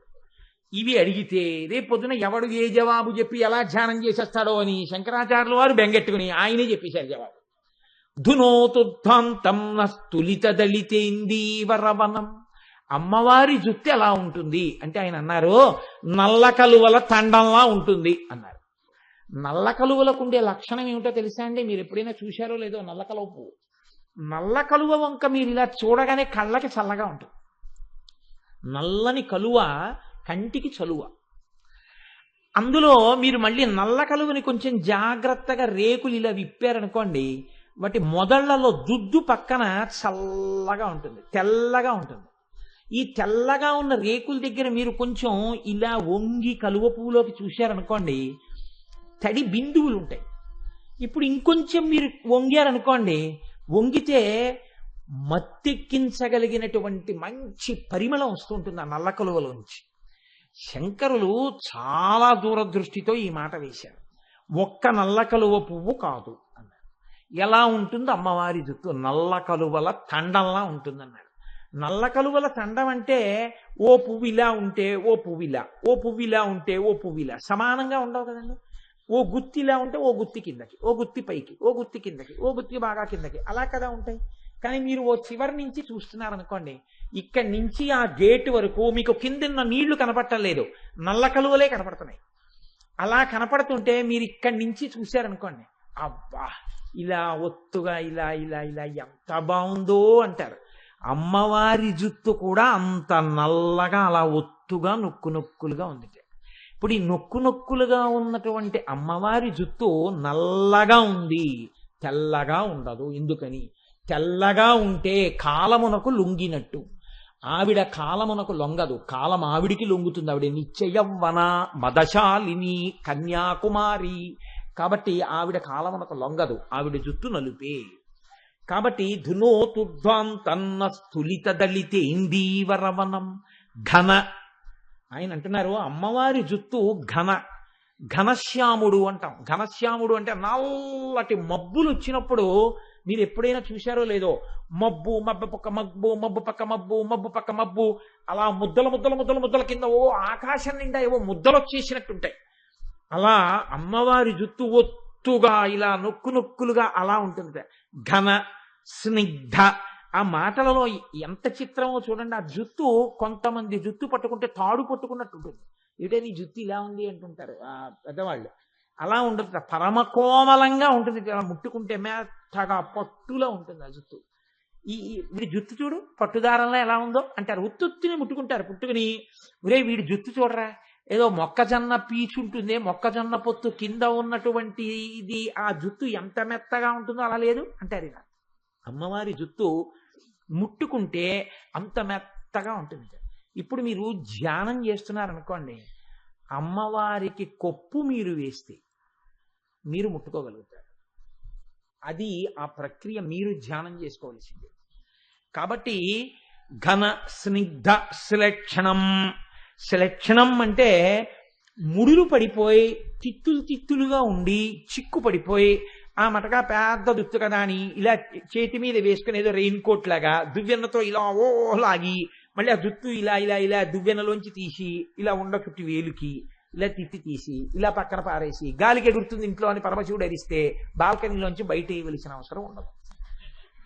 ఎందుకని అంటే తిత్తులు లేవు, ఎక్కడా ముడులు ఉండవు, అంత అందంగా ఉంటుంది. కాబట్టి ఇవన్నీ గమనిస్తుంటావా నువ్వు అని మీరు అనుమానపడకండి. మీరు ధ్యానం చేస్తే మీకు అలవోకగా ఉంటుందండి, పెద్ద విశేషం ఏం కాదది. కాబట్టి ఘన స్నిగ్ధ శ్లేక్షణం చికుర నికురంబం తవ శివే. నేను ఈ శ్లోకాన్ని అనుభవించడానికి ఒకప్పుడు ఏం చేసేవాడిని అంటే, మీతో ఉన్న రహస్యం చెప్పకపోవడమే. చిన్నతనంలో నా కూతుర్ని 2 కాళ్ళ మధ్యలో నించోపెట్టి ఈ శ్లోకం చదువుకుంటూ దాని జుత్తు దువ్వుతూ కొప్పేస్తుండేవాడిని. దాన్ని కొప్పి వేసి పువ్వులు పెట్టేవాడిని. కాబట్టి చికుర నికురంబం తవ శివే. శంకరాచార్యులు వారు పిలిచారంటే ఏదో ఉంటుంది. శివే అంటే మంగళప్రదమైన దానా. లోకంలో తరనారి యొక్క కొప్పు వంక తదేకంగా చూసి జుత్తు చేత వ్యామోహితుడవుతాడు పురుషుడు. పరనారి యొక్క కేశపాశాన్ని చూసి ఎంత పెద్ద జుత్తో ఎంత పెద్ద జడో అన్నాడు అనుకోండి, వాడు పాడైపోతున్నాడని గుర్తు. నీకెందుకు ఆవిడ జడ పొడుగ్గా ఉంటే, నీకెందుకు ఆవిడ కొప్పేసుకుంటే, నీకెందుకు ఆ విషయాలు అసలు అలాంటివి జ్ఞాపకం ఉండనూకూడదు, మనస్సులోకి వెళ్ళనూకూడదు. ఏవి ఉండాలి మనస్సులో అంటే, పరనారిని చూసేటప్పటికి ఆవిడ యందు అమ్మవారిని నువ్వు చూడాలి. వాళ్ళ పాదాలు నీకు గుర్తుంటే చాలు. మహా అయితే వాళ్ళ చేత్తో వాళ్ళు నీకు ఏరిటి పండో పెట్టినప్పుడు ఆ చేతిలో నువ్వు అమ్మవారి చేతిని చూడగలిగితే చాలు. ఇంకేమీ నీకు గుర్తుండక్కర్లేదు, అనవసరం కూడా. మరి అమ్మవారి జుత్తు వంక చూస్తే శివే మంగళప్రదం, అది అమ్మ జుత్తు. కాబట్టి మీకున్న అజ్ఞానం పోతుంది తప్ప కొత్త అజ్ఞానంలోకి పడిపోవడం కానీ కొత్త మోహంలో పడిపోవడం కానీ ఉండదు. కాబట్టి శంకరుల పిలుపులో రహస్యం చూడండి. ఈ జుత్తు చూసి ఉద్ధరింపబడతావు. ఇంకొక జుత్తునే ఆ దృష్టితో చూస్తే పాడైపోతావు. ఆవిడ జుత్తుకి తిత్తులు లేవు, ఆవిడ జుత్తు పెద్దదిగా ఉంటుంది అంటే నువ్వు పాడైపోయావని గుర్తు. నీకెందుకు అవన్నీ? ఈవిడ జుత్తు గురించి నువ్వు ఎంత బాగా చెప్పగలిగితే నీకంత అజ్ఞానం పోతోందని గుర్తు. కాబట్టి ధునోతుధ్వాంతం స్థులిత దళితేందీవరవనం ఘన స్నిగ్ధ శ్లేక్షణం చికుర నికురంబం తవ శివే. ఏమి పడిపోతాయండి ఆయనకి మాటలు, ఏమి అద్భుతమైన మాటలు పడతాయో. అసలు ఆ శ్లోకంలోనే ఉంటుంది ఆ అందమంతా. చికుర నికురంబం తవ శివే. అమ్మా మంగళప్రదురాలా, ఇలా ఊహించగానే నా అజ్ఞానం పోయింది, నా క్లేశములు పోయాయి, నా ఐదోతనం నిలబడిపోయింది. తవ శివే యదీయం సౌరభ్యం సహజముపలబ్ధం. ఎంత గమ్మత్తైన మాట అంటున్నారో చూడండి శంకరాచార్యులు వారు. జుత్తు ముడివేసేటప్పుడు, జుత్తు దువ్వేటప్పుడు సాధారణంగా వినపడే మాట ఏమిటంటే, ఏమిటే ఈ జుత్తు ఏంటే, తలస్నానం చేసి ఎన్నాళ్ళయింది, ఎంత మట్టో చూడు, ఈ పేలు చూడు, ఈ తిత్తులు చూడు, ఆ జడ వేసుకోవు కదా, ఎప్పుడు కాలేజీ టైంకి ముందు 10 నిమిషాల ముందు బయలుదేరడం, ఇలా ఇలా ఇలా అనుకుని వెళ్ళిపోతూ ఉండడం. మీ అమ్మ నీకు జడ ఇదా అని వీధిలో వాళ్ళందరూ నన్ను అనుకుంటారు, ఒక్కనాడు జడేసుకోవు అని అమ్మ దెబ్బలాడేటట్టు, వీధిలో వాళ్ళు ఎవరైనా జడేస్తే అసహ్యించుకునేటట్టు, అందులో చెమట పట్టిన కంపు వచ్చేట్టు ఉంటాయి తలకాయలు. కానీ అమ్మవారి గురించి అంటున్నారు, నువ్వు ధ్యానంలో అమ్మవారి కొప్పు వంక చూస్తే నీకు సువాసనలు తగులుతాయన్నారు. జుట్టుకి సువాసన ఉండే అవకాశం ఉండదు. ఎందుకనంటే జుట్టు మలినమును ఆకర్షించుకుంటూ ఉంటుంది కాబట్టి దుర్గంధ భూయిష్టమయ్యే ఉంటుంది. కొంచెం సువాసన రాదు, మిగిలిన వాసన ఎలా ఉన్నా. కానీ శంకరులు అంటున్నారు సహజముపలబ్ధం సుమనసో. అమ్మ నీ జుత్తు గొప్ప సువాసనతో ఉంటుంది. ఎటువంటి సువాసనతో ఉంటుంది అంటే వసంతస్మిన్ మన్యే వలమదన వాటి విటపినాం.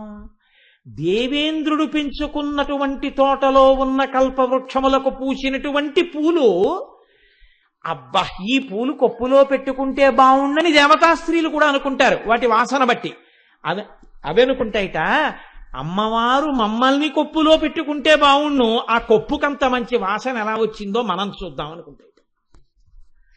కల్పవృక్షములకు పూసిన పూలు నీ కొప్పులోకి రావాలని కోరుకుని నీ కొప్పు యొక్క వాసన చూసి ఎంత గొప్ప వాసన అని అనుకోవాలని పరితపింపచేయగలిగినంత సువాసన కలిగిన కొప్పు. ఇది ఎలాగ ఉంటుంది అన్నారు.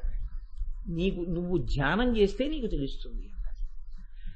అన్నం తింటే ఆకలి ఎలా పోతుంది అని అడిగాడు ఒక ఆయన.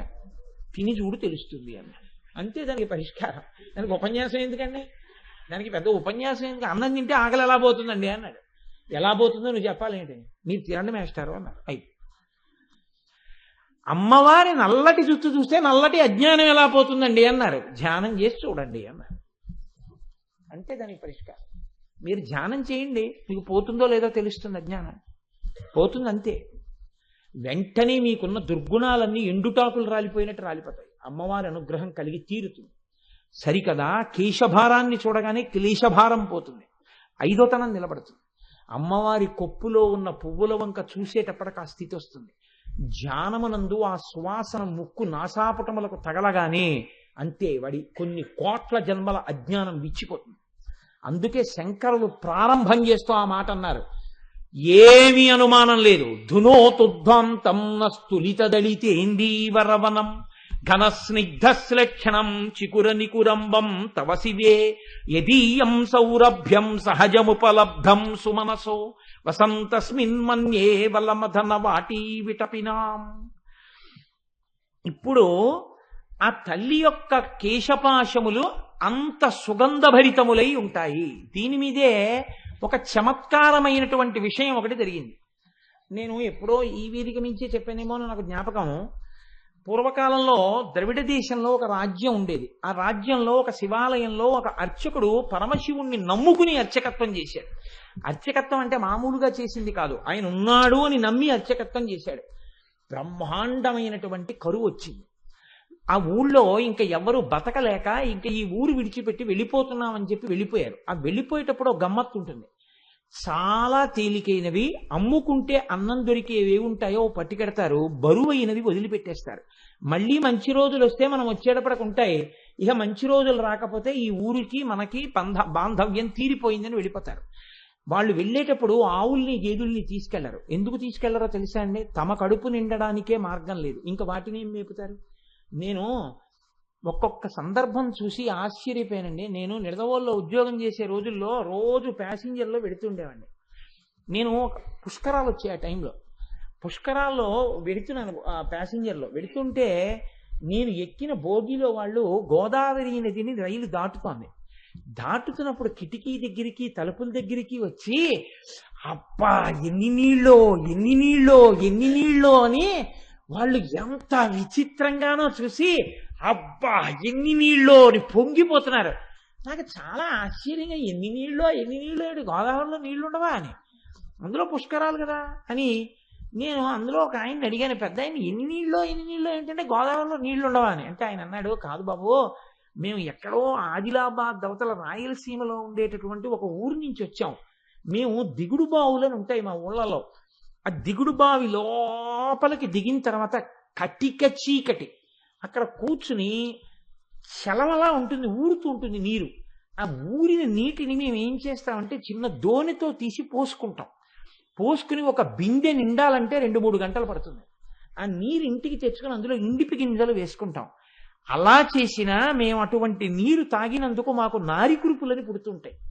కురుపు పుడుతుంది, పుట్టి అందులోంచి దారపోగులా పైకొస్తుంది. రాత్రుళ్ళు వస్తుంది ఆ దారం. వచ్చినప్పుడు ఎంత పోటో చెప్పలేను, నిద్ర ఉండదు. మేమేం చేస్తామంటే దారం కదులుతూ ఉంటుంది, అది తట్టుకోలేక ఒక పుల్లకి చుడతాం, దాన్ని చుట్టి బలవంతంగా లాగేస్తారు, లాగేస్తే తెగిపోతుంది. పగటిపూట కొంచెం ఉపశాంతి ఉంటుంది, మళ్ళీ రాత్రి అవుతుంది, మళ్ళీ నులిపురుగులాగా మళ్ళీ దారం రావడం మొదలవుతుంది. నారి కురుపు అంటారు దాన్ని. మళ్ళీ పుల్లకి చుట్టి లాగుతాం. అది మాకు ఎందుకు వస్తుందంటే అటువంటి నీళ్లు తాగి మా జన్మాంతరంలో మేము వెలుతురులో ఎప్పుడూ పెద్ద నీటికయ్య చూసి ఎరగం. పుష్కరాలంటే వచ్చాం, ఇంత నీరు చూస్తే మా మనసు ఆనందంతో తాండవించింది అన్నాడు ఆ పెద్ద ఆయన. నేను నిజంగా చూసి అనుకున్నాను, అబ్బా నేను ఎంత అదృష్టవంతున్నో, ఇంత గొప్ప నీరు ఇష్టం వచ్చినట్టు వాడుతున్నాం. వాళ్ళు నీరు చూడలేదు, చీకట్లో దిగి 2 గంటలు తోడుకుంటున్నారా, నారి కురుపులతో బాధపడుతున్నారా, స్వచ్ఛమైన గోదావరి నీరు తాగి బతుకుతున్నావా, ఏమి భాగ్యవంతుణ్ణిరా నేను అనుకున్నాను నిజంగా. అందుకే మంత్రపుష్పం అప్పు అంటే నీటిని అంత స్తోత్రం చేసి ఉంటుంది అనిపించింది నాకు. కాబట్టి కరువు వచ్చినప్పుడు ఆవుల్ని గేదుల్ని ఇంకా పోషించలేక ముందు నీరు పోయలేరు, కాబట్టి వాటిని వదిలిపెట్టేసి వెళ్ళిపోతారు. అలా వెళ్ళిపోయారు ఆ ఊళ్ళో వాళ్ళందరూ. ఈ శివాలయంలో అర్చకుడు అన్నారు, నువ్వు కూడా వచ్చేసేయి మాతో అన్నారు. అంటే ఆయన అన్నాడు, నేను వెళ్ళిపోతే శివుడికి అన్నం ఎవరు పెడతారన్నాడు. ఇది భక్తి అంటే. అందరూ వదిలిపెట్టేశారు ఊరు, ఈయన వదిలిపెట్టేయచ్చు, కానీ ఈయన బతకడం కాదు, ఆ గుళ్ళో శివుడు బతకాలి. అందరినీ బతికించేవాడు అందరినీ ఊరి నుంచి పంపించేస్తున్నాడు, వాడికి దయలేనప్పుడు నేను ఎందుకు ఉండాలనాలి. ఆయన అలా అనలేదు, వాడికి నేను అన్నం పెట్టాలన్నాడు. ఇదే భక్తి అంటే అని ఉండిపోయాడు. అందరూ వెళ్ళిపోయారు. ఈయన ఊరు మొత్తం మీద ఒక్కడే ఉండడం అంటే మీరు ఆలోచించండి ఎలా ఉంటుందో. ఇప్పుడు పక్కింటికి వెళ్ళి అడుగుదామంటే కూడా ఎవరు లేడు, మాట్లాడడానికి కూడా ఎవడో ఉండడు. ఎవరున్నారు? శివుడే ఉన్నాడంతే నమ్ముకున్నవాడు. ఆయనకే చెప్తున్నాడు, అందరూ వెళ్ళిపోయారయ్యా, నేను ఒక్కడనే ఉన్నాను, నీకోసమే ఉన్నాను, నేను వెళ్ళిపోతే నీకు ఇంత ముద్దెట్టేవాడు లేడు, ఇంత ముద్దెడదామని ఉన్నాను, నాకు దొరికితే నీకు సగం పెడతాను, నాకు దొరకడం మానేసింది అనుకో, ఇద్దరం పస్తుందాం అని చెప్పాడు. శివుడి మనసు కదిలిపోయింది. భక్తి ఇదండి భక్తి అంటే. నేను అందుకే తరచూ ఒక మాట చెప్తా, భక్తి అంటే మనసు విప్పి భగవంతునితో మాట్లాడుట. ఓ స్తోత్రాలు చదివేయడమును ఇలా ఇలా ఇలా ఇలా ఇలా యాక్షన్ 500 భక్తి అనరు. మనసు విప్పి భగవంతుడితో ఉన్నదున్నట్టు నిలబడి నిజాయితీగా ఉండుట, దానికి భక్తి అని పేరు. నిరంతరానుసంధానము ఈశ్వరుడితో. అది తైలధార పాత్రలోంచి పాత్రలోకి పడ్డట్టు పడుతూనే ఉండాలి. కాబట్టి చూడండి, ఇప్పుడు కదిలింది ఈశ్వరుడి గుండె. ఆయన అన్నాడు, ఒరే నువ్వు అక్కడివి నా కోసం ఉండిపోయావు, ఫోన్లో పనిచేయి, నీకు చాలా డబ్బు వచ్చే మార్గం ఒకటి చెప్తాను. నేను ఒక శ్లోకం ఒకటి రాసిస్తాను. ఈ రాజ్యానికి ఉన్నటువంటి ప్రభువు చాలా సాహిత్యమునందు మక్కువ కలిగినటువంటి వాడు. కాబట్టి ఆయన నువ్వు పట్టుకెళ్ళి ఈ శ్లోకం చెప్తే చాలా సంతోషించి నీకు కానుకలు ఇస్తాడు. నువ్వు ఆ కానుకలు తెచ్చుకుని దానితో నువ్వు బతుకు, నాకు నైవేద్యం పెట్టు అన్నాడు. అంటే అలాగే అంగీకరించి ఆ గుడిలో ఉండేటటువంటి అర్చకుడు ప్రభువు దగ్గరికి వెళ్ళాడు. వెళ్ళి పరమశివుడు రాసిచ్చినటువంటి పత్రాన్ని తీసి ఆ పద్యాన్ని చదివాడు. సింధుర రాజగమనాద్ధమ్మిల్ల బంధంబు సహజ సుగంధంబు. అందులో ఉంది, పార్వతీదేవి యొక్క కేశపాశము సహజమైనటువంటి సువాసనతో కూడి ఉంటుంది. సింధుర రాజగమనాధమ్మిల్ల బంధంబు సహజ సుగంధంబు. సింధుర రాజగమన అంటే ఏనుగు ఎలా నడుస్తుందో అటువంటి ఏనుగు యొక్క నడక వంటి అందమైన నడక కలిగినటువంటి పార్వతీదేవి యొక్క కేశపాశము సహజమైన సుగంధము కలిగినది. ఆ రాజు యొక్క ఆస్థానంలో ఆస్థానకది ఒక ఆయన ఉండేవాడు, నత్కీరుడు అని ఆయన పేరు. ఆ నత్కీరుడు అక్కడ కూర్చుని ఉండగా ఈయన వెళ్ళి ఆ పద్యం చదివాడు. చదివితే ప్రభువు సంతోషించబోయాడు. నత్కీరుడు లేచి అన్నాడు, తప్పిది చెప్పరాదు, కవితా సమయంబున నొప్పు కాదు, నీవిప్పగిదిన్ రచయింపవచ్చునే అన విప్రుడు తెల్లబోయి, నాక పరమేశ్వరుండు ఈ వసుధాదిపుపై రచయించి ఇచ్చెగాని ఏ ఒప్పును తప్పునేనరుగా ఉత్తములారయటంచు క్రమరన్.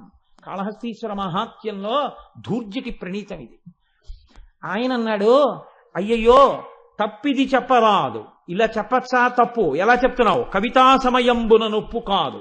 ఒక కవిత్వం చెప్తే దానికి ఒక నియమం ఉంటుంది, ఏది సహజంగా ఉంటుందో అది చెప్పాలి. అసహజమైన విషయం రావడం, వెంట్రుకలకి సువాసన ఉండడం ఏంట్రా, ఎలా రాసుకొచ్చావు, కవితా సమయంబున నొప్పు కాదు నీవప్పగిదిన్ రచయింపవచ్చునే, నువ్వు ఇలా రచనలు చెయ్యొచ్చా అని అడిగాడు నత్తీరుడు లేచి.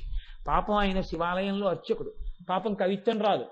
నత్తీరుడంతటి వాడు లేచి గద్దించేటప్పటికి హడిలిపోయాడు. హడిలిపోయి నమస్కారం చేసి కాళ్ల మీద పడిపోయి అన్నాడు, ఆ పరమేశ్వరుండు ఈ వసుధాదిపుపై రచించి ఇచ్చే కాని ఏ ఒప్పును తప్పు నేనురుగా ఓ ఉత్తములారయటన్సు క్రమరన్. ఓ ఉత్తములారా, నేనేమీ రచించలేదు, నాకు తెలియదు. అన్నం లేదని ఏడుస్తుంటే ఉంటే నీకు పెడతా లేకపోతే లేదయ్యా శివయ్యా అన్నాను. అంటే నాకు రాసి ఇచ్చాడు. నేను ఈ రాజు మీద రాశానయ్యా వెళ్ళన్నాడు. డబ్బు ఇస్తాడన్నాడు. వచ్చాను, చదివాను, నేను రాయలేదు. ఈ తప్పు నాకు తెలియదు, నన్ను మన్నించండి, క్షమించండి, నేను వెళ్ళిపోతున్నాను అన్నాడు. పో. తిరిగి వచ్చేసాడు. ఎక్కడికి వచ్చాడు? వెళ్ళిపోలేదు. అందరూ వదిలిపెట్టేస్తే నమ్ముకుని గుళ్ళో ఉన్నాను, నాకు దొరికితే నీకు పెడతానన్నాను. ఫోన్లే, మర్యాద చేయకపోతే పీడాపోయేది, అవమానం చేయించాడు, ఇలాంటి పద్యం రాసించి అని ఇక గుడికి వెళ్ళడం మానలేదు. మళ్ళీ ఊరెళ్ళాడు. వెళ్ళి చాలా మనసులో కోపం. అమ్మ దెబ్బలాడుతూ సున్నిపిండితోటి నలుగు పెట్టేటప్పుడు ఉండేటటువంటి ప్రక్రియ మీరు ఎప్పుడైనా చూస్తే చాలా గమ్మత్తుగా ఉంటుంది. పిల్లాడు బిక్క మొహం వేసి ఎక్కడ గిల్లేస్తుందో భయం. వాడు ఇలా చేతులు ఇచ్చి ఇలా ఉంటాడు. అమ్మ వంక చూస్తూ. ఆవిడ మొన్న ఫస్ట్ యూనిట్ టెస్ట్లో 7 మార్కులు, రెండో యూనిట్ టెస్ట్లో 8 మార్కులు. అందులో గట్టిగా ఒత్తచ్చు కదా, ఒత్తేస్తూ చెయ్యి పట్టుకుని పైన కింద ఒత్తేస్తూ నిలబడు అని, మీ నాన్నకి పట్టదు ఎప్పుడు ఉపన్యాసాలు అని ఇలా అంటూ ఉంటే తొడల దగ్గరికి వచ్చేటప్పటికి ఏ పిక్క తిప్పేస్తుందో అని వాడు అలాగే బిక్క చచ్చిపోయి ఉంటాడు. అలా ఈయన చేతిలో పాత్ర పట్టుకుని నమస్సోమాయిచ రుద్రాయిచ నమస్తామ్రాయిచ అరుణాయిచ నమశంగాయిచ పశుపతయేచ, గొప్ప పద్యం రాశావు అని పోస్తుంటే శివుడు బిక్క చచ్చిపోయి అలా ఉండి అభిషేకం చేయించుకుని, నువ్వు పెట్టకపోయినా నేను పెట్టాలిగా, ఇంత తిను, ఓం ప్రాణాయి స్వాహ, ఓం అపానాయి స్వాహ, ఓం యానాయి స్వాహ అంటుంటే ఆయన లేచి అన్నాడు, ఎందుకయ్యా అంత కోపం, ఏమైంది అక్కడ అన్నాడు. ఏమి తెలియని వాళ్ళే అడక్కు, సర్వజ్ఞుడివి, నీకు తెలియంది ఏం లేదు, ఎంత గొప్ప పద్యం రాశావు. మీ ఆవిడ వెంట్రుకలకి సహజ సువాసన. నత్తీరుడు నిలదీశాడు. ఏమిటి కవిత్వం అని అడిగాడు. కవితా సమయంబున నొప్పు కాదు నువ్విప్పగిదిన్ రచయింపవచ్చునే అని అడిగాడు. సిగ్గుచేటై తిరిగి వచ్చానన్నాడు. అనేటప్పటికీ శివుడు అన్నాడు, వాడేవాడు ఈశాన సర్వ విద్యానాం ఈశ్వర సర్వభూతానాం బ్రహ్మాధిపతిర్బ్రహ్మణోధిపతిర్బ్రహ్మ శివోమే అస్తు సదాశివోం. సమస్త విద్యలకు అధినాథుణ్ణి నేను ఇంతపాటి లేశమైన కవిత్వం ఇస్తే పలుకుతున్నాడు నత్తీరుడు. నేను రాసినటువంటి కవిత్వంలో తప్పు పట్టగలిగిన మొనగాడా నేనే పెడతానన్నాడు. ఒక బ్రాహ్మణుడి వేషం వేసుకున్నాడు, తలపాగా చుట్టుకున్నాడు, రాజుగారి సభలోకి వెళ్ళాడు. వెళ్ళేటప్పటికి అందరూ అబ్బో చాలా వర్చస్సుతో ఉన్నాడు, లేచి నిలబడ్డాడు. నిలబడేటప్పటికి ఇంకా ఎవరిని ఏమీ అడగలేదు, చాలా కోపంతో ఉన్నాడు. ఈ రాజన్యుని మీదనే కవిత సాహిత్య స్ఫురన్మాధురీ చారు ప్రౌఢిమ చెప్పి పంప విని మాత్సర్యంబు పాటించి ఈ నత్తీరుండూరక తప్పు పట్టెనట. ఏది లక్షణమో అలంకారమో పదబంధమో రసమో చక్కం చెప్పుడా తప్పన. శివుడు నిలదీశాడు, ఎరా నేను ఈ రాజన్యుని మీదనే కవిత సాహిత్య స్ఫురన్మాధురీ చెప్పి పంప అద్భుతమైనటువంటి పద్యం ఒకటి నేను రాసి పంపించాను. ఈ నత్తీరుండు మాత్సర్యంబు పాటించి ఊరక తప్పు పట్టెనట. అవతలవాడు పద్యం రాయడం ఏమిటి, నేను మెచ్చుకోవడం ఏమిటని కేవలం అసూయతో నత్తీరుడు తప్పట్టుకున్నాడు పద్యంలో. ఏది పద్యంలో తప్పెక్కడుంది చెప్పమనండి. లక్షణమో, ఏం పద్యంలో లక్షణంలో తప్పుందా? అలంకారమో, అలంకారం తప్ప. పదబంధమో, పదములు బంధం వేయడం తప్పొచ్చిందా? రసమో, రసభంగమైందా? చక్కం చెప్పుడా తప్పనం, ఏది తప్పు చెప్పు. రాజు తెల్లబోయి ఈ కూడా ఎప్పటిది ఎప్పుడు అయిపోయింది, ఇప్పుడు ఇక మన ఈయనెవరో వచ్చాడు అని ఆయన వెళ్ళిపోయాడు కదా అర్చకుడు, ఈయనెవరో వచ్చాడు. ఓహో కవిత్వం రాసిన వాడు ఈయనేమో, శివుడు అన్నాడే మరి ఈయనేమిటి ఇలా ఉన్నాడు అనుకున్నాడు. ఈలోగా నత్తీరుడు గభాలను లేచాడు, తన పేరు కదా ఎత్తాడు.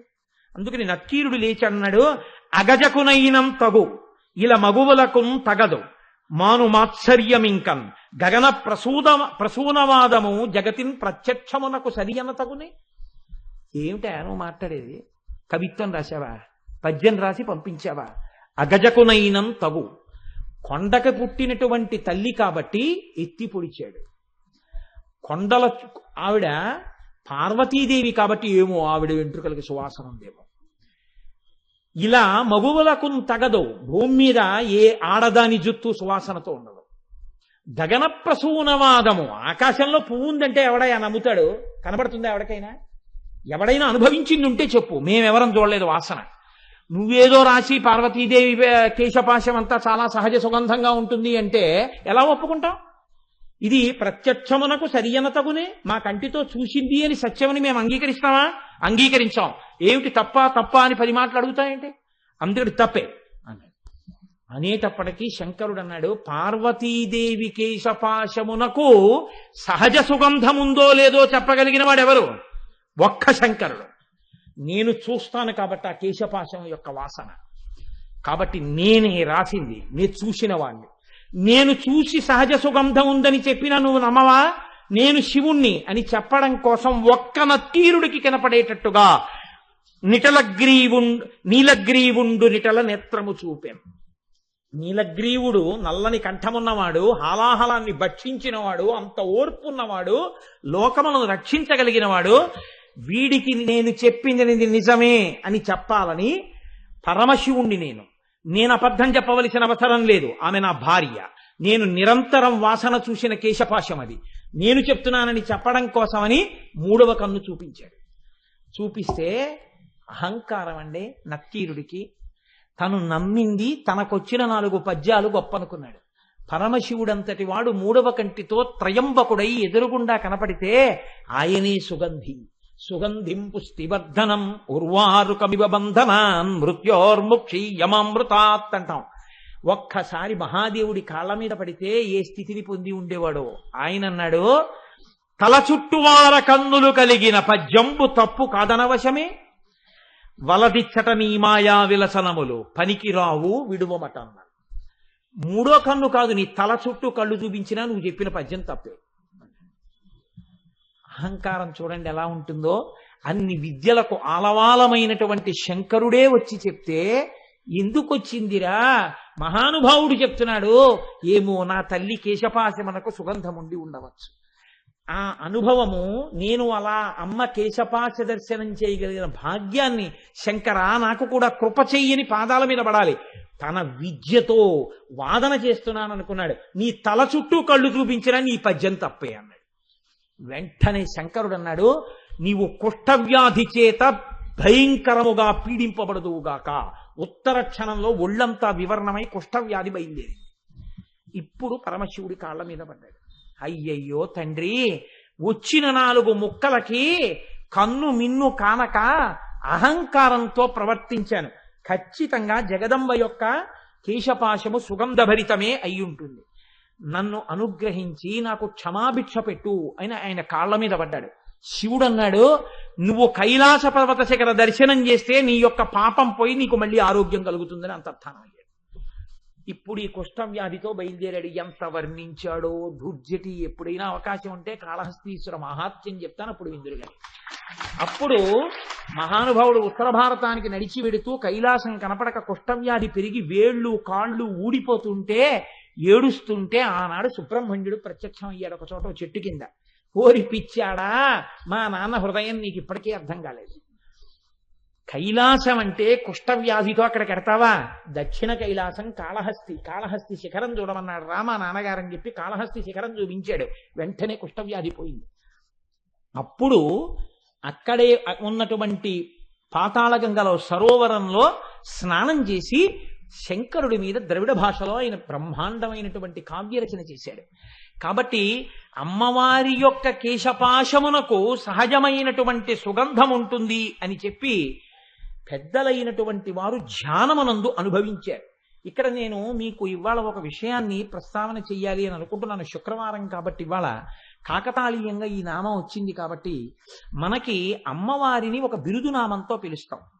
లలితా పరాభట్టారిక అంటాం. భట్టారక అంటే పూజనీయుడు అని అర్థం. భట్టారిక అంటే స్త్రీలింగంతో పూజింపదగినది, పూజనీయమైనది అని అర్థం. నారుద్రో రుద్రమచ్చయేత్ అన్నట్టుగా అమ్మవారి ఉపాసన చేసి అమ్మవారి అనుగ్రహాన్ని పొందిన వారు చాలా మంది అమ్మవారి పేరు పొందేశారు. అంటే వాళ్ళు అమ్మవారిని ఎదురుగుండా ఈ మాంసనేత్రంతో చూశారు. అమ్మవారిని చూస్తూ అమ్మవారిచ్చిన శక్తితో రచనలు చేశారు. అటువంటి వారు 3 ఉన్నారు.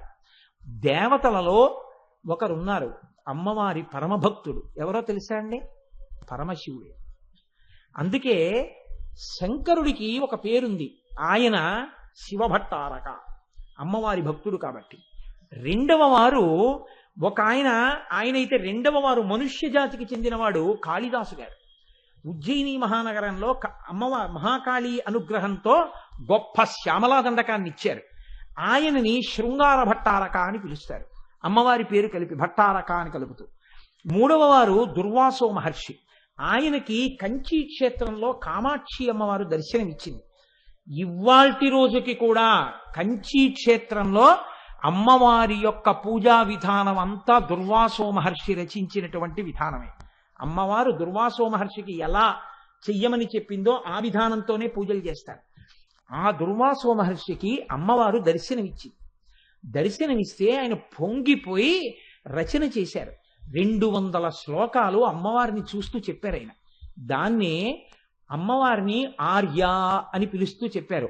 ఆర్య అని ఛందస్సు ఒకటి ఉంది, అందులో చెప్పారు. ఆర్య తెలుగులో అయ్యా అంటూ ఉంటాం. పూర్వం ఉత్తరాలు రాస్తే పెద్దలకి విజ్ఞాపన రాస్తే ఆర్య అని రాసేవారు. ఆ ఆర్య దిశతి అంటారు దాన్ని. దుర్వాసో మహర్షి అమ్మవారిని చూస్తూ చెప్పారు.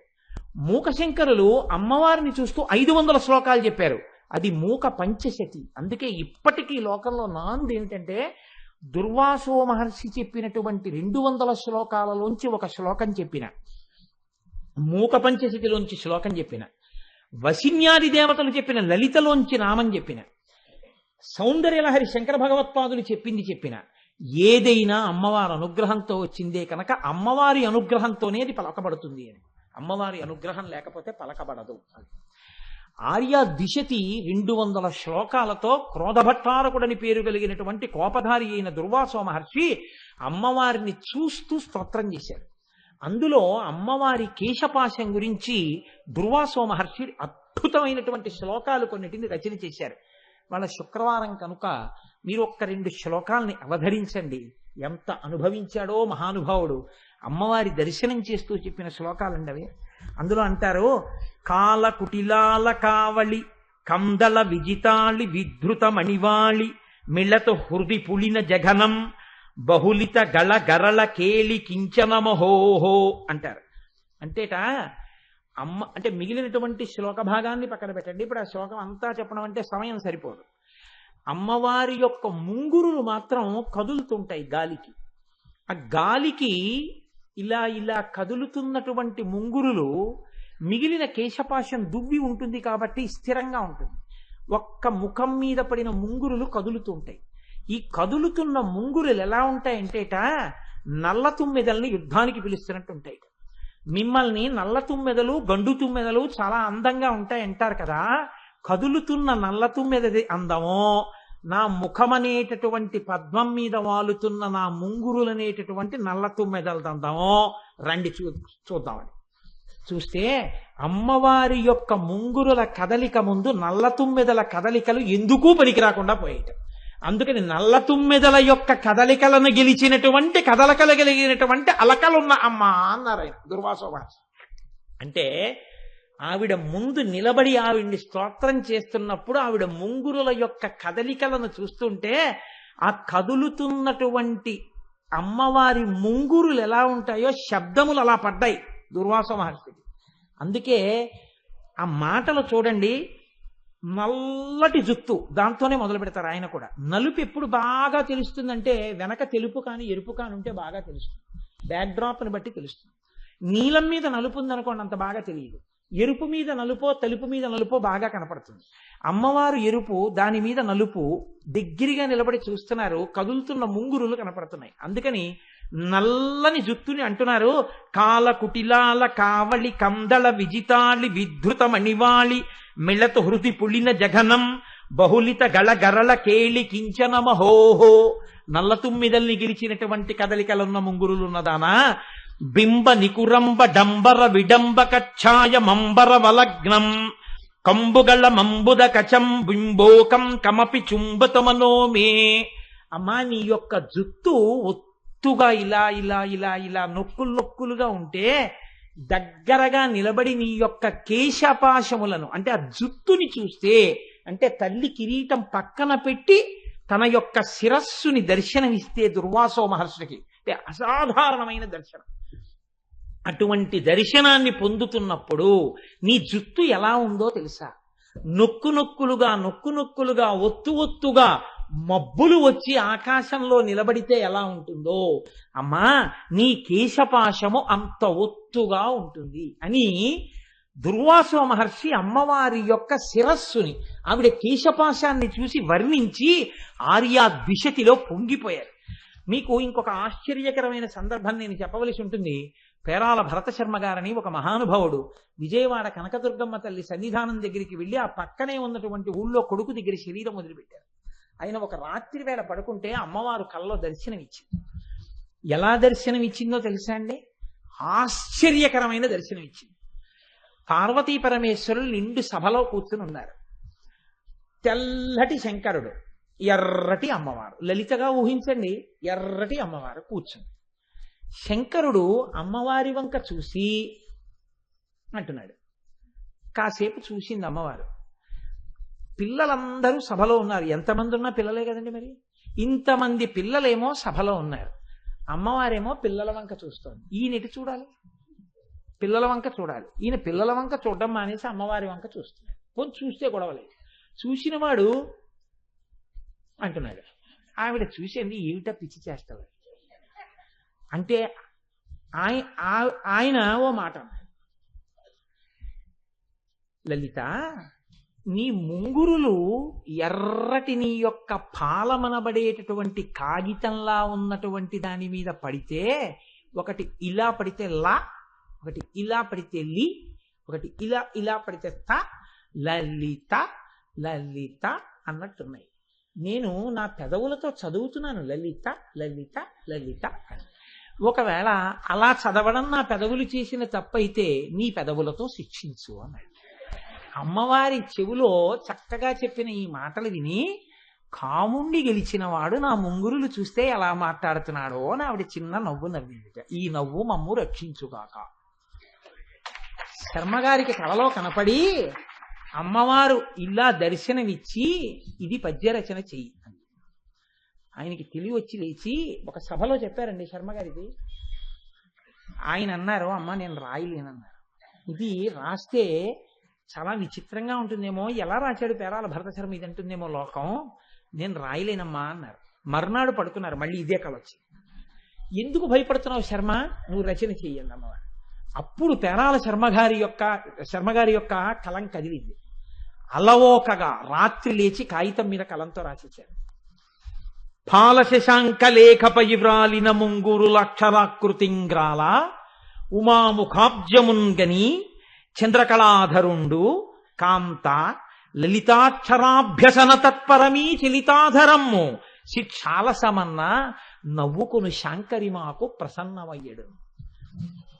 పరమశివుడు ఆవిడ వంక చూసి లలిత లలిత లలిత అని చదువుతున్నాను నీ ముంగురుల్ని, తప్ప లలిత లలిత అన్నావు. ఒకవేళ తప్పని నువ్వు అనుకుంటే అలా అంటున్న నా పెదవుల్ని నీ పెదవులతో శిక్షించు అంటే, ఈయన మాట ఆవిడకొక్కడికే వినపడితే ఆవిడ ఆయనకి ఏ జవాబు చెప్పలేక తన పట్ల అంత ప్రీతి పొందిన శంకరుడి యొక్క గడుసుతనానికి నవ్విన చిన్న నవ్వు ఉందే, ఆ నవ్వు ఆ శాంకరి మాకు ప్రసన్నమయ్యడు, ఆ తల్లి మమ్ము రక్షించుగాక అని పద్యరచన చేశారు శర్మగారు. ఆశ్చర్యం ఏమిటి, అమ్మవారు అనుగ్రహించిందండి, అందరినో తన కేశపాశంతో అనుగ్రహించింది. అమ్మవారి జుత్తు కనపడి ధన్యులైపోయారు అందరూ. పేరాల భరత శర్మ గారే ఒకనాడు దర్శనం పొంది ఒక పద్యరచన చేశారు. పాలమునందు ప్రాంతముల వ్రాలిన ముంగురలంతొలంచు కెంగేలిరు చుల్భవుండుకని కేవల సాత్వికమూర్తివి కావు ఓలలన రజోగుణము నొప్పి తమస్సున మున్గుదవన్న నీ చాలున పోవుదంచునగు శాంభవి మాకు ప్రసన్నమయ్యడు.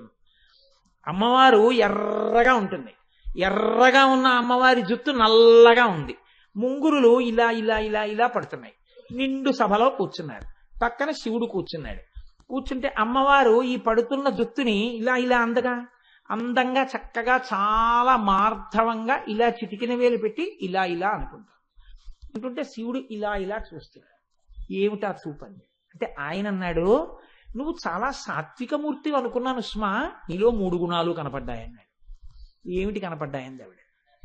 ఎర్రటి నీ రంగు రజోగుణం, తెల్లటి నీ గోరు సత్వగుణం, నల్లటి నీ ముంగురులు తమోగుణం, 3 గుణాలలో మునక వేసిన దానిలా కనపడుతున్నావు శుద్ధ సత్వమూర్తివైనా. ఇంత శుద్ధ సత్వమూర్తికి ముంగురులు పైకి తోసుకుంటున్నప్పుడు 3 రంగులు కనపడి 3 గుణాలున్న దానిలా కనపడుతోంది అని తెల్లబోయి చూస్తున్నాను లలిత అన్నట్టు.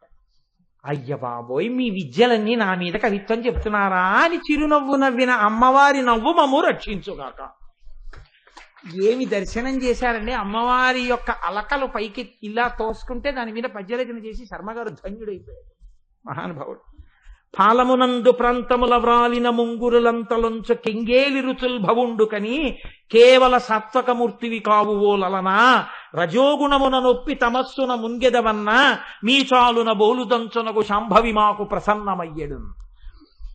ఆశ్చర్యం ఏమిటంటే కంచి పీఠానికి 64వ పీఠాధిపతి చంద్రశేఖరేంద్ర సరస్వతి అన్న పేరుతోనే ఉండేవారు. 68వ పీఠాధిపతి కూడా మహానుభావుడు, నడిచే దేవుడు. ఎవరి పేరు చెప్తే తల నేను వంచేస్తానో, ఆయన పాదములకు తల తాటించని జన్మ వ్యర్థమని నమ్ముతానో, ఏ మహాపురుషుడు దార్శనికుడు, ఏ మహాపురుషుడు సమస్త దర్శనములను చేశాడో, ఏ మహాపురుషుడు మరొక శంకరావతారమో, ఏ మహాపురుషుణ్ణి ఈ మతం కాకపోయినా దలైలామా ఈ శతాబ్దపు నిజమైన సన్యాసి అని కితాబులు ఇచ్చారో అటువంటి చంద్రశేఖరేంద్ర సరస్వతి 68వ పీఠాధిపతి. 64 కూడా ఇదే పేరుతో ఉన్నవారు చంద్రశేఖరేంద్ర సరస్వతి. ఆ చంద్రశేఖరేంద్ర సరస్వతి స్వామివారు ఒకానొకప్పుడు కంచి దేవాలయంలో అమ్మవారి యొక్క మూర్తిని పునఃప్రతిష్ఠ చెయ్యాలి, మహాకుంభాభిషేకం చెయ్యాలి అని అంతరాలయంలోకి వెళ్ళారు. అమ్మవారి మూర్తిలో ఉన్నటువంటి కళల్ని ఒక కలశలోకి న్యాసం చేసి అది పక్కన పెట్టి దానికి పూజ చేస్తూ విగ్రహాన్ని కదల్చి బయట పెట్టారు. పెట్టిన తరువాత ఆయన ఎందుకో సత్యదండం పట్టుకుని పైకి చూశారు. అంతరాలయం అంతా కొంచెం మరమ్మత్తులకు వచ్చింది. అయ్యో అమ్మా, నీకు మరమ్మత్తు చెయ్యాలమ్మా దేవాలయం అన్నారు. అప్పుడే అమ్మవారికి పాలాభిషేకం జరిగింది. చూసి ఉత్తర క్షణం, అమ్మా నేను నా శిష్య సంచారం చేసి డబ్బట్టుకొచ్చి గుడి బాగు చేయిస్తానని చెన్నై నగరానికి వెళ్ళారు. అప్పుడు దాని పేరు మెద్రాసు. అప్పుడు ఆ మెద్రాసు నగరానికి వెళ్ళారు. ఆ రోజుల్లో రాత్రిపూట తలుపులు వేసేసేవారట బ్రిటిష్ వాళ్ళ పరిపాలనలో. రాత్రి 2 గంటల సమయంలో చంద్రశేఖరేంద్ర సరస్వతి ఏకాంతంలో అమ్మవారిని ధ్యానం చేస్తున్నారు. ధ్యానం చేస్తుండగా మీరు నమ్మండి నమ్మపోండి, నేను అబద్ధం చెప్పాననుకుంటే కాంచీ పీఠ చరిత్ర చదవండి. అమ్మవారు వచ్చి చంద్రశేఖరేంద్ర సరస్వతి స్వామి వారి భుజం మీద చెయ్యి వేసి తట్టి పిలిచింది. చంద్రశేఖరేంద్ర సరస్వతి కళ్ళు విప్పి చూశారు. ఎదురుగుండా అమ్మవారు నిలబడి జుత్తుని ఇలా ముందుకు తీసి చూపించింది. ఓయ్ పిల్లాడా, నా గుడిని బాగు చేయించడానికి డబ్బు కోసం పాలాభిషేకం చేసి ఇంత దూరం వచ్చావు. నా జుత్తు చూడు పాలతో ఎలా అట్టలు కట్టిందో. ఇలా ఎప్పుడైనా ఉందా నా జుత్తు? తొందరగా వచ్చి అభిషేకం చెయ్యవా? నా గుడి బాగు చేయించడానికి నువ్వు వెళ్ళి డబ్బు అడగాల? నన్ను అడిగితే నేను ఇవ్వనా అంది. అంతే. ఆయన ధ్యానంలోంచి లేచి వెంటనే బ్రిటిష్ వాళ్ళకి కబురు చేశారు, తలుపులు తీయండి, నేను కంచి వెళ్ళిపోవాలి. వాళ్ళు నయం అండి. ఆనాడు మెద్రాసుని బ్రిటిష్ వాళ్ళు పరిపాలించినా వాళ్ళు నయం, దేవుణ్ణి నమ్మిన వాళ్ళు. అవాకులు చవాకులు పేలని వాళ్ళు. మహానుభావుడు తలుపులు తీయండి అన్నారు. ఆయన రాత్రికి రాత్రి కంచి వచ్చారు. కంచి వచ్చి అమ్మవారికి అభిషేకం చేస్తే ఎక్కడి నుంచి వచ్చిందో ధనపు రాసులు వచ్చాయి. కంచి దేవాలయాన్ని పునర్నిర్మాణం చేసి అమ్మవారిని పునఃప్రతిష్ఠ చేశారు చంద్రశేఖరేంద్ర సరస్వతి. ఆయన పొందారు అమ్మవారి దర్శనాన్ని, అమ్మవారి కేశపాశ దర్శనం పొందారు. ఆయన ఒకసారి కుంభకోణంలో ఉండగా ఇతర సంప్రదాయముల వారు వచ్చి ఆయనకి నమస్కారం చేస్తే ఆయన వారికి పీఠ బహుమానం ఇచ్చారు. మాకు ఈ బహుమానం వద్దు, మాకు వాదభిక్ష కావాలన్నారు వాళ్ళు. దానికే ఉంది, రేపు వాదిద్దామని పండితుల్ని పిలిపించారు. ఆయన కూడా వచ్చి కూర్చున్నారు సింహాసనం మీద. ప్రారంభించండి, మీరు ఏం చేస్తారో పూర్వపక్షం మొదలెట్టండి అన్నారు. అవతల వాళ్ళు మనం పూర్వపక్షం మొదలు పెడదామని చెప్పి ఏదో చెప్పబోయారు. నోట మాట రావట్లేదు, వాళ్ళు చెప్దామనుకున్నది గుర్తు రావట్లేదు. ఏమిటి గుర్తు రావట్లేదు మనకని చూశారు. ఆయన కూర్చునుంటే చంద్రశేఖరేంద్ర సరస్వతి స్వామి వారి ఒళ్ళో చిరునవ్వులు నవ్వుతూ చిన్న పిల్ల కత్తి కూర్చునుంది. ఆ పిల్ల నవ్వులు చూస్తే వీళ్ళకేం గుర్తు రావట్లేదు. వాళ్ళు అన్నారు, మీ ఒళ్ళో చిన్నపిల్ల నవ్వుల వల్ల మాకు ఏది జ్ఞాపకం రావట్లేదు, మీరు ఆ పిల్లని లోపల దింపేసి వచ్చి కూర్చోండి అన్నారు. అంటే ఆయన అన్నారు, నేను సన్యాసిని, నా ఒళ్ళో ఇంకొక ఆడపిల్ల ఎలా కూర్చుంటుంది, మీరు జాగ్రత్తగా చూడండి, నా ఒళ్ళో ఏ పిల్ల లేదన్నారు. వాళ్ళు వెంటనే లేచి, మీరు చేసిన ఉపాసనకి మీరే పరదేవతా స్వరూపులయ్యారు, మా అజ్ఞానంతో మీతో వాదిస్తామన్నాం. అమ్మవారు వచ్చి కూర్చుంది బాలగా మీ ఒళ్ళో. అయ్యా, మాకు పరదేవతా దర్శనం అయిందని ఆయన కాళ్ళ మీద పడిపోయి ఆశీర్వచనం తీసుకుని వెళ్ళిపోయారు. అమ్మవారి అనుగ్రహం అంటే అలా ఉంటుందండి. అమ్మవారి కేశపాశం అంటే అటువంటిది. అమ్మవారి జుత్తు గురించి విన్నా, అమ్మవారి కబరీబంధంలో పూల గురించి విన్నా అంత గొప్ప గొప్ప శక్తులు కలుగుతాయి, అంతటి అనుగ్రహం కలుగుతుంది, ఐదోతనం నిలబడుతుంది. మహానుభావుడు మల్లినాథ సూరి అని ఒక మహాపండితుడు, ఆయన రఘువంశ కావ్యానికి టీక చేస్తూ చిట్ట చివర ఒక మాట చెప్పారు. ఆయన అన్నారు, అమరీ కబరీ భార భ్రమరీ కృతం దూరీ కరోతు దురితం గౌరీ చరణ పంకజం. ఏమి దర్శనాలు చేశారండి. అందుకే మల్లినాథ సూరి అంటే అంత ప్రఖ్యాతి వహించారు. దేవలోకంలో ఉండేటటువంటి కాంతలు కల్పవృక్షానికి పూసినటువంటి పువ్వులు తమ కొప్పులో పెట్టుకుంటారు. ఆ కొప్పులో పెట్టుకున్నప్పుడు ఆ కల్పవృక్షములకు పూసినటువంటి పువ్వుల యొక్క సువాసన చేత ఆకర్షింపబడినటువంటి తుమ్మెదలు వాళ్ళ కొప్పులో ఉన్న పువ్వుల మీద తిరుగుతుంటాయి.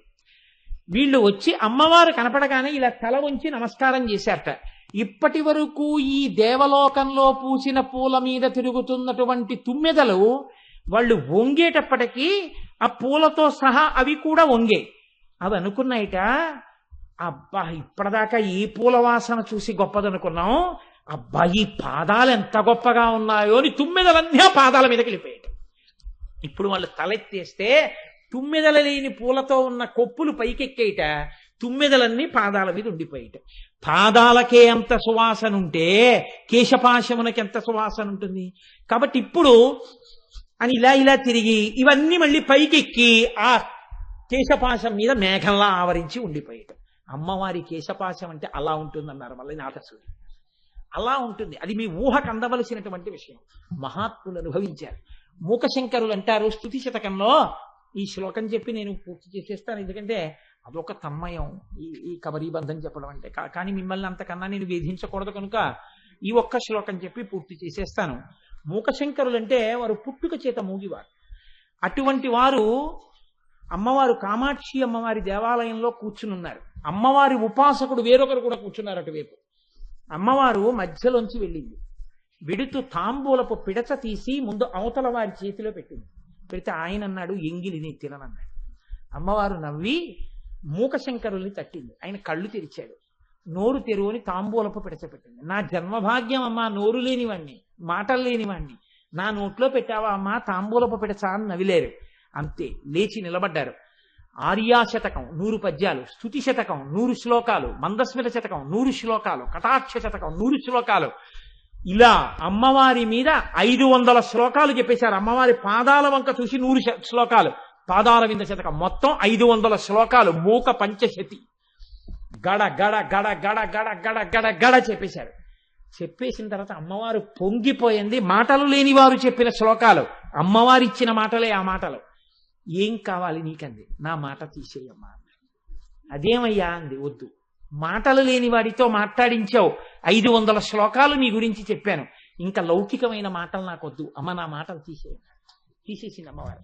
వారు కంచి పీఠానికి పీఠాధిపతులయ్యారు. అటువంటి మూకశంకరులు అమ్మవారిని ఇలా నిలబడి చూస్తూ అమ్మవారి కేశపాశం గురించి అత్యద్భుతమైన శ్లోకం ఒకటి ఇచ్చారు. సృష్టిలో ఎవ్వరూ చెప్పలేరు. మొదటిది ఆర్యా ద్విషతి, అమ్మవారి అనుగ్రహంతో దుర్వాసో మహర్షి చెప్పారు. మధ్యలో సౌందర్యలహరి అమ్మవారి అనుగ్రహంతో శంకరులు చెప్పారు. 3 అమ్మవారి అనుగ్రహంతో మూకశంకరులు చెప్పారు. 3 అమ్మవారి అనుగ్రహంతో వచ్చాయి. వసిన్యాది దేవతలు అమ్మవారి అనుగ్రహంతో చెప్పారు. లలితా సహస్రం. ఆయనంటారు, ప్రౌఢద్వాంతకదంబికే కుముదిని పుణ్యాంకురం దర్శయం జ్యోత్స్నా సంగమనేపి కోకమిథునం మిశ్రం సముద్భావయం కాళిందీలహరీ దశాం ప్రకటయన్ కమ్రాం నభస్యద్భుతాం కశ్చిన్నేత్ర మహోత్సవో విజయతే కాంచీపురే శూలినః అన్నారు. అమ్మా నాకు ఒక ఆశ్చర్యకరమైన విషయం కనపడుతోంది అన్నారు ఆయన. ఏమిటి కనపడుతోంది? అమ్మవారు అడగలేదు, నవ్వుతూ నిలబడిందంతే. వెళ్ళిపోతున్నాయి శ్లోకం తర్వాత శ్లోకం. ఆయన అన్నారు, ప్రౌఢధ్వాంత కదంబికే కుముదుని పుణ్యాంకురం ఎంజయం. గాఢాంధకారంలో చందమామ ప్రకాశిస్తోంది, ఇంకేం లేదు, కటిక చీకటి చంద్రరేఖ. ఏ ఆధారము లేనటువంటి ఆకాశము. జ్యోత్స్నాసంగమనే పికోకమిథునం మిశ్రం సముద్భావయన్. చీకటి పడి వెన్నెల వస్తే చంద్రుడి వెన్నెలలో చకోర పక్షులకి కళ్ళు కనపడవు. చంద్రుడు ప్రకాశిస్తే చకోర పక్షులకి కళ్ళు కనపడవు. చకోరములు గుండ్రంగా ఉంటాయంటారు. చకోరములకున్న లక్షణం ఏమిటంటే ఒక్కొక్కటి ఉండదు విడిగా, ఎప్పుడు పక్కన భార్య భర్త రెండు ఒరుసుకుంటూ కూర్చుంటాయి. అదో సరదా, కొంతమంది మోటార్ సైకిల్ మీద కూర్చున్నట్టు. కాబట్టి అలా ఒరుసుకుంటూ కూర్చుంటాయి కాబట్టి ఆయన అంటున్నారు, జ్యోత్స్నాసంగమనే పికోకమిథునం మిశ్రం సముద్భావయం. వెన్నెలలో రెండు చక్రవాక పక్షులు ఒకదానితో ఒకటి ఒరుసుకుంటూ కూర్చున్నట్టు అలా కూర్చోవడం సంభవించదు. ఎందుకంటే వెన్నెట్లో వాటి కళ్ళు కనపడవు, విడిపోయి ఏడుస్తూ ఉంటాయి. తెల్లవారేక సూర్యకాంతిలో కలుసుకుంటాయి. అలాగా ఇక్కడ సృష్టికి విరుద్ధం.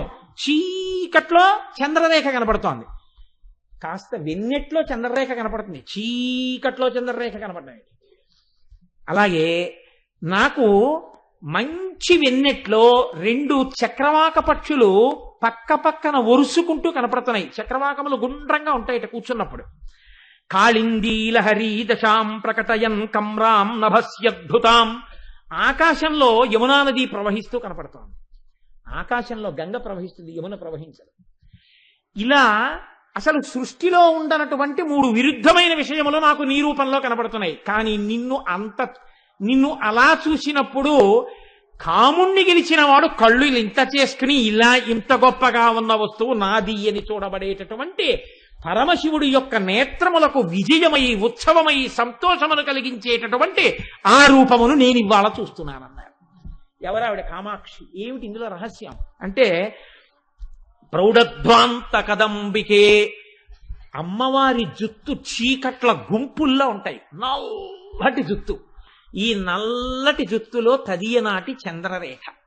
అందుకని అమ్మవారి జుత్తులో ఉన్నటువంటి చంద్రరేఖని నల్లటి చీకట్లో చంద్రరేఖ, వెన్నెట్లో కలుసుకున్నటువంటి చక్రవాక పక్షులు, పైన ఉన్నటువంటి చంద్రరేఖ యొక్క వెన్నెట్లో పక్క పక్కనే ఉన్నటువంటి అమ్మవారి యొక్క రెండు స్తనములు. 3 కాళిందీ లహరి, ఆకాశంలో ప్రవహిస్తున్నటువంటి యమునా నది. ఆకాశం అంటే మీరు ఎంత సన్నగా ఊహ చేస్తే ఉందా లేదా అన్నట్టు ఉంటుంది ఆకాశం. ఆకాశం ఉందా అంటే ఉంది, లేదా అంటే లేదు, అక్కడెక్కడ ఒరిగినట్టు ఉంటుంది. పరిగెడితే ఆకాశం కనపడదు. ఉందా లేదా బాగా పట్టి పట్టి చూస్తే అమ్మవారికి నడువు ఉందనిపిస్తుంది. అంత సన్నటి నడువు, అంతటి సన్నటి నడువు కాబట్టి ఆకాశం లాంటి నడువు. దీని మీద యమున ప్రవహిస్తోంది. ఆకాశంలో గంగ అయితే తెల్లగా ఉంటుంది, యమున ప్రవహిస్తే నల్లగా ఉంటుంది. ఏమిటి ప్రవాహం? నల్లటిది, అమ్మవారి యొక్క నూగారు. అందుకని అమ్మా, నీ నడుము మీద కనపడుతున్నటువంటి, నీ యొక్క పొట్ట మీద కనపడుతున్నటువంటి ఆ నూగారు, ఇది ఆకాశంలో ఉన్నటువంటి యమునా ప్రవాహం. ఇవి ఎవరి కన్నులకు ఆనందాన్ని ఇవ్వాలి? మా కన్నులకు ఆనందాన్ని ఇచ్చేవి కావు. ఇవి అమ్మవారి స్వరూపంగా మేము ఆరాధన చేస్తాం. ఒకరి కన్నులకు మాత్రం ఉత్సాహాన్ని ఇస్తాయి. ఎవరైనా కశ్చిన్నేత్ర మహోత్సవో విజయతే కాంచీపురే శూలిన. శూలం పట్టుకున్న ఆయన ఉన్నాడే, త్రిశూలం పట్టుకున్న ఆయన కన్నులకు ఆనందాన్ని గొలిపే రూపం అమ్మా ఈ రూపం, కామాక్షి రూపం. ఆ రూపాన్ని మేము నమస్కారం చేసి స్తోత్రం చేస్తున్నాం. అది నా కన్నుల కట్టెదుట నిలబడితే మాటలు లేనివాడు శ్లోకం చెప్పి ధన్యుడనయ్యానమ్మా, ఇది నాకు కలిగిన దర్శనం అన్నారు మూకశంకరులు. ఆయన కూడా ప్రౌఢధ్వాంత కదంబికే కుముదుని, అమ్మవారి నల్లటి ఆకాశంలో పుట్టినటువంటి కలువ పువ్వుతో పోల్చారు. కలువ పువ్వు నల్లటి ఆకాశంలో నల్ల కలువ ఎలా కనపడుతుందండి? కనపడదు. చీకట్లో నల్ల కలువ కనపడనట్టు చీకట్లో కనపడుతున్నటువంటి నల్ల కలువ అయిపోయింది ఇప్పుడు. అంటే సృష్టికి విరుద్ధం చంద్రరేఖ, నల్లటి కురులలోని చంద్రరేఖ. ఆకాశంలో యమునా నది, అమ్మవారి యొక్క నడుము మీద నూగారు. రెండవది, వెన్నెట్లో చక్రవాకాలు కలవవు, వెన్నెలలో ప్రకాశిస్తున్న చక్రవాక పక్షుల వంటి స్తనములు. ఇవి ఎవరి కంటికి ఆనందాన్ని ఇస్తాయి?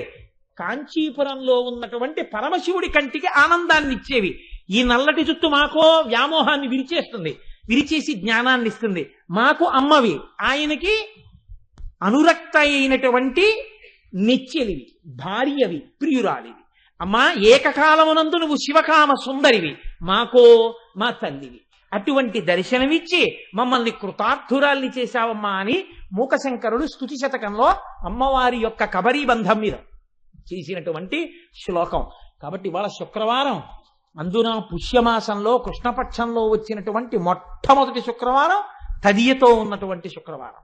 కాబట్టి ఇవాల్టి రోజు అసుర సంధ్య వేళలో నా అంత నేను ప్రయత్నించకపోయినా అమ్మవారే అనుగ్రహించి ఇవాళ మనకి చక్కగా ఆ అమ్మవారి యొక్క కచభారం గురించి చెప్పుకుని వినేటట్టు, దానివల్ల మన క్లేశభారాన్ని తీసేయాలని అమ్మ అనుగ్రహంగా బ్రహ్మాండ మండలములన్నీ ఆవిడ కాంతిలో మునుగుతున్నాయని, ఆవిడ కబరీబంధము యొక్క దర్శనం మనం ఎలా చెయ్యాలో ఎంతమంది పెద్దలు ఎన్ని రీతులలో చెప్పారో ఆ విషయాన్ని అమ్మవారు పలికించినది మీ ముందు సాహసించి పలికి ఉన్నాను.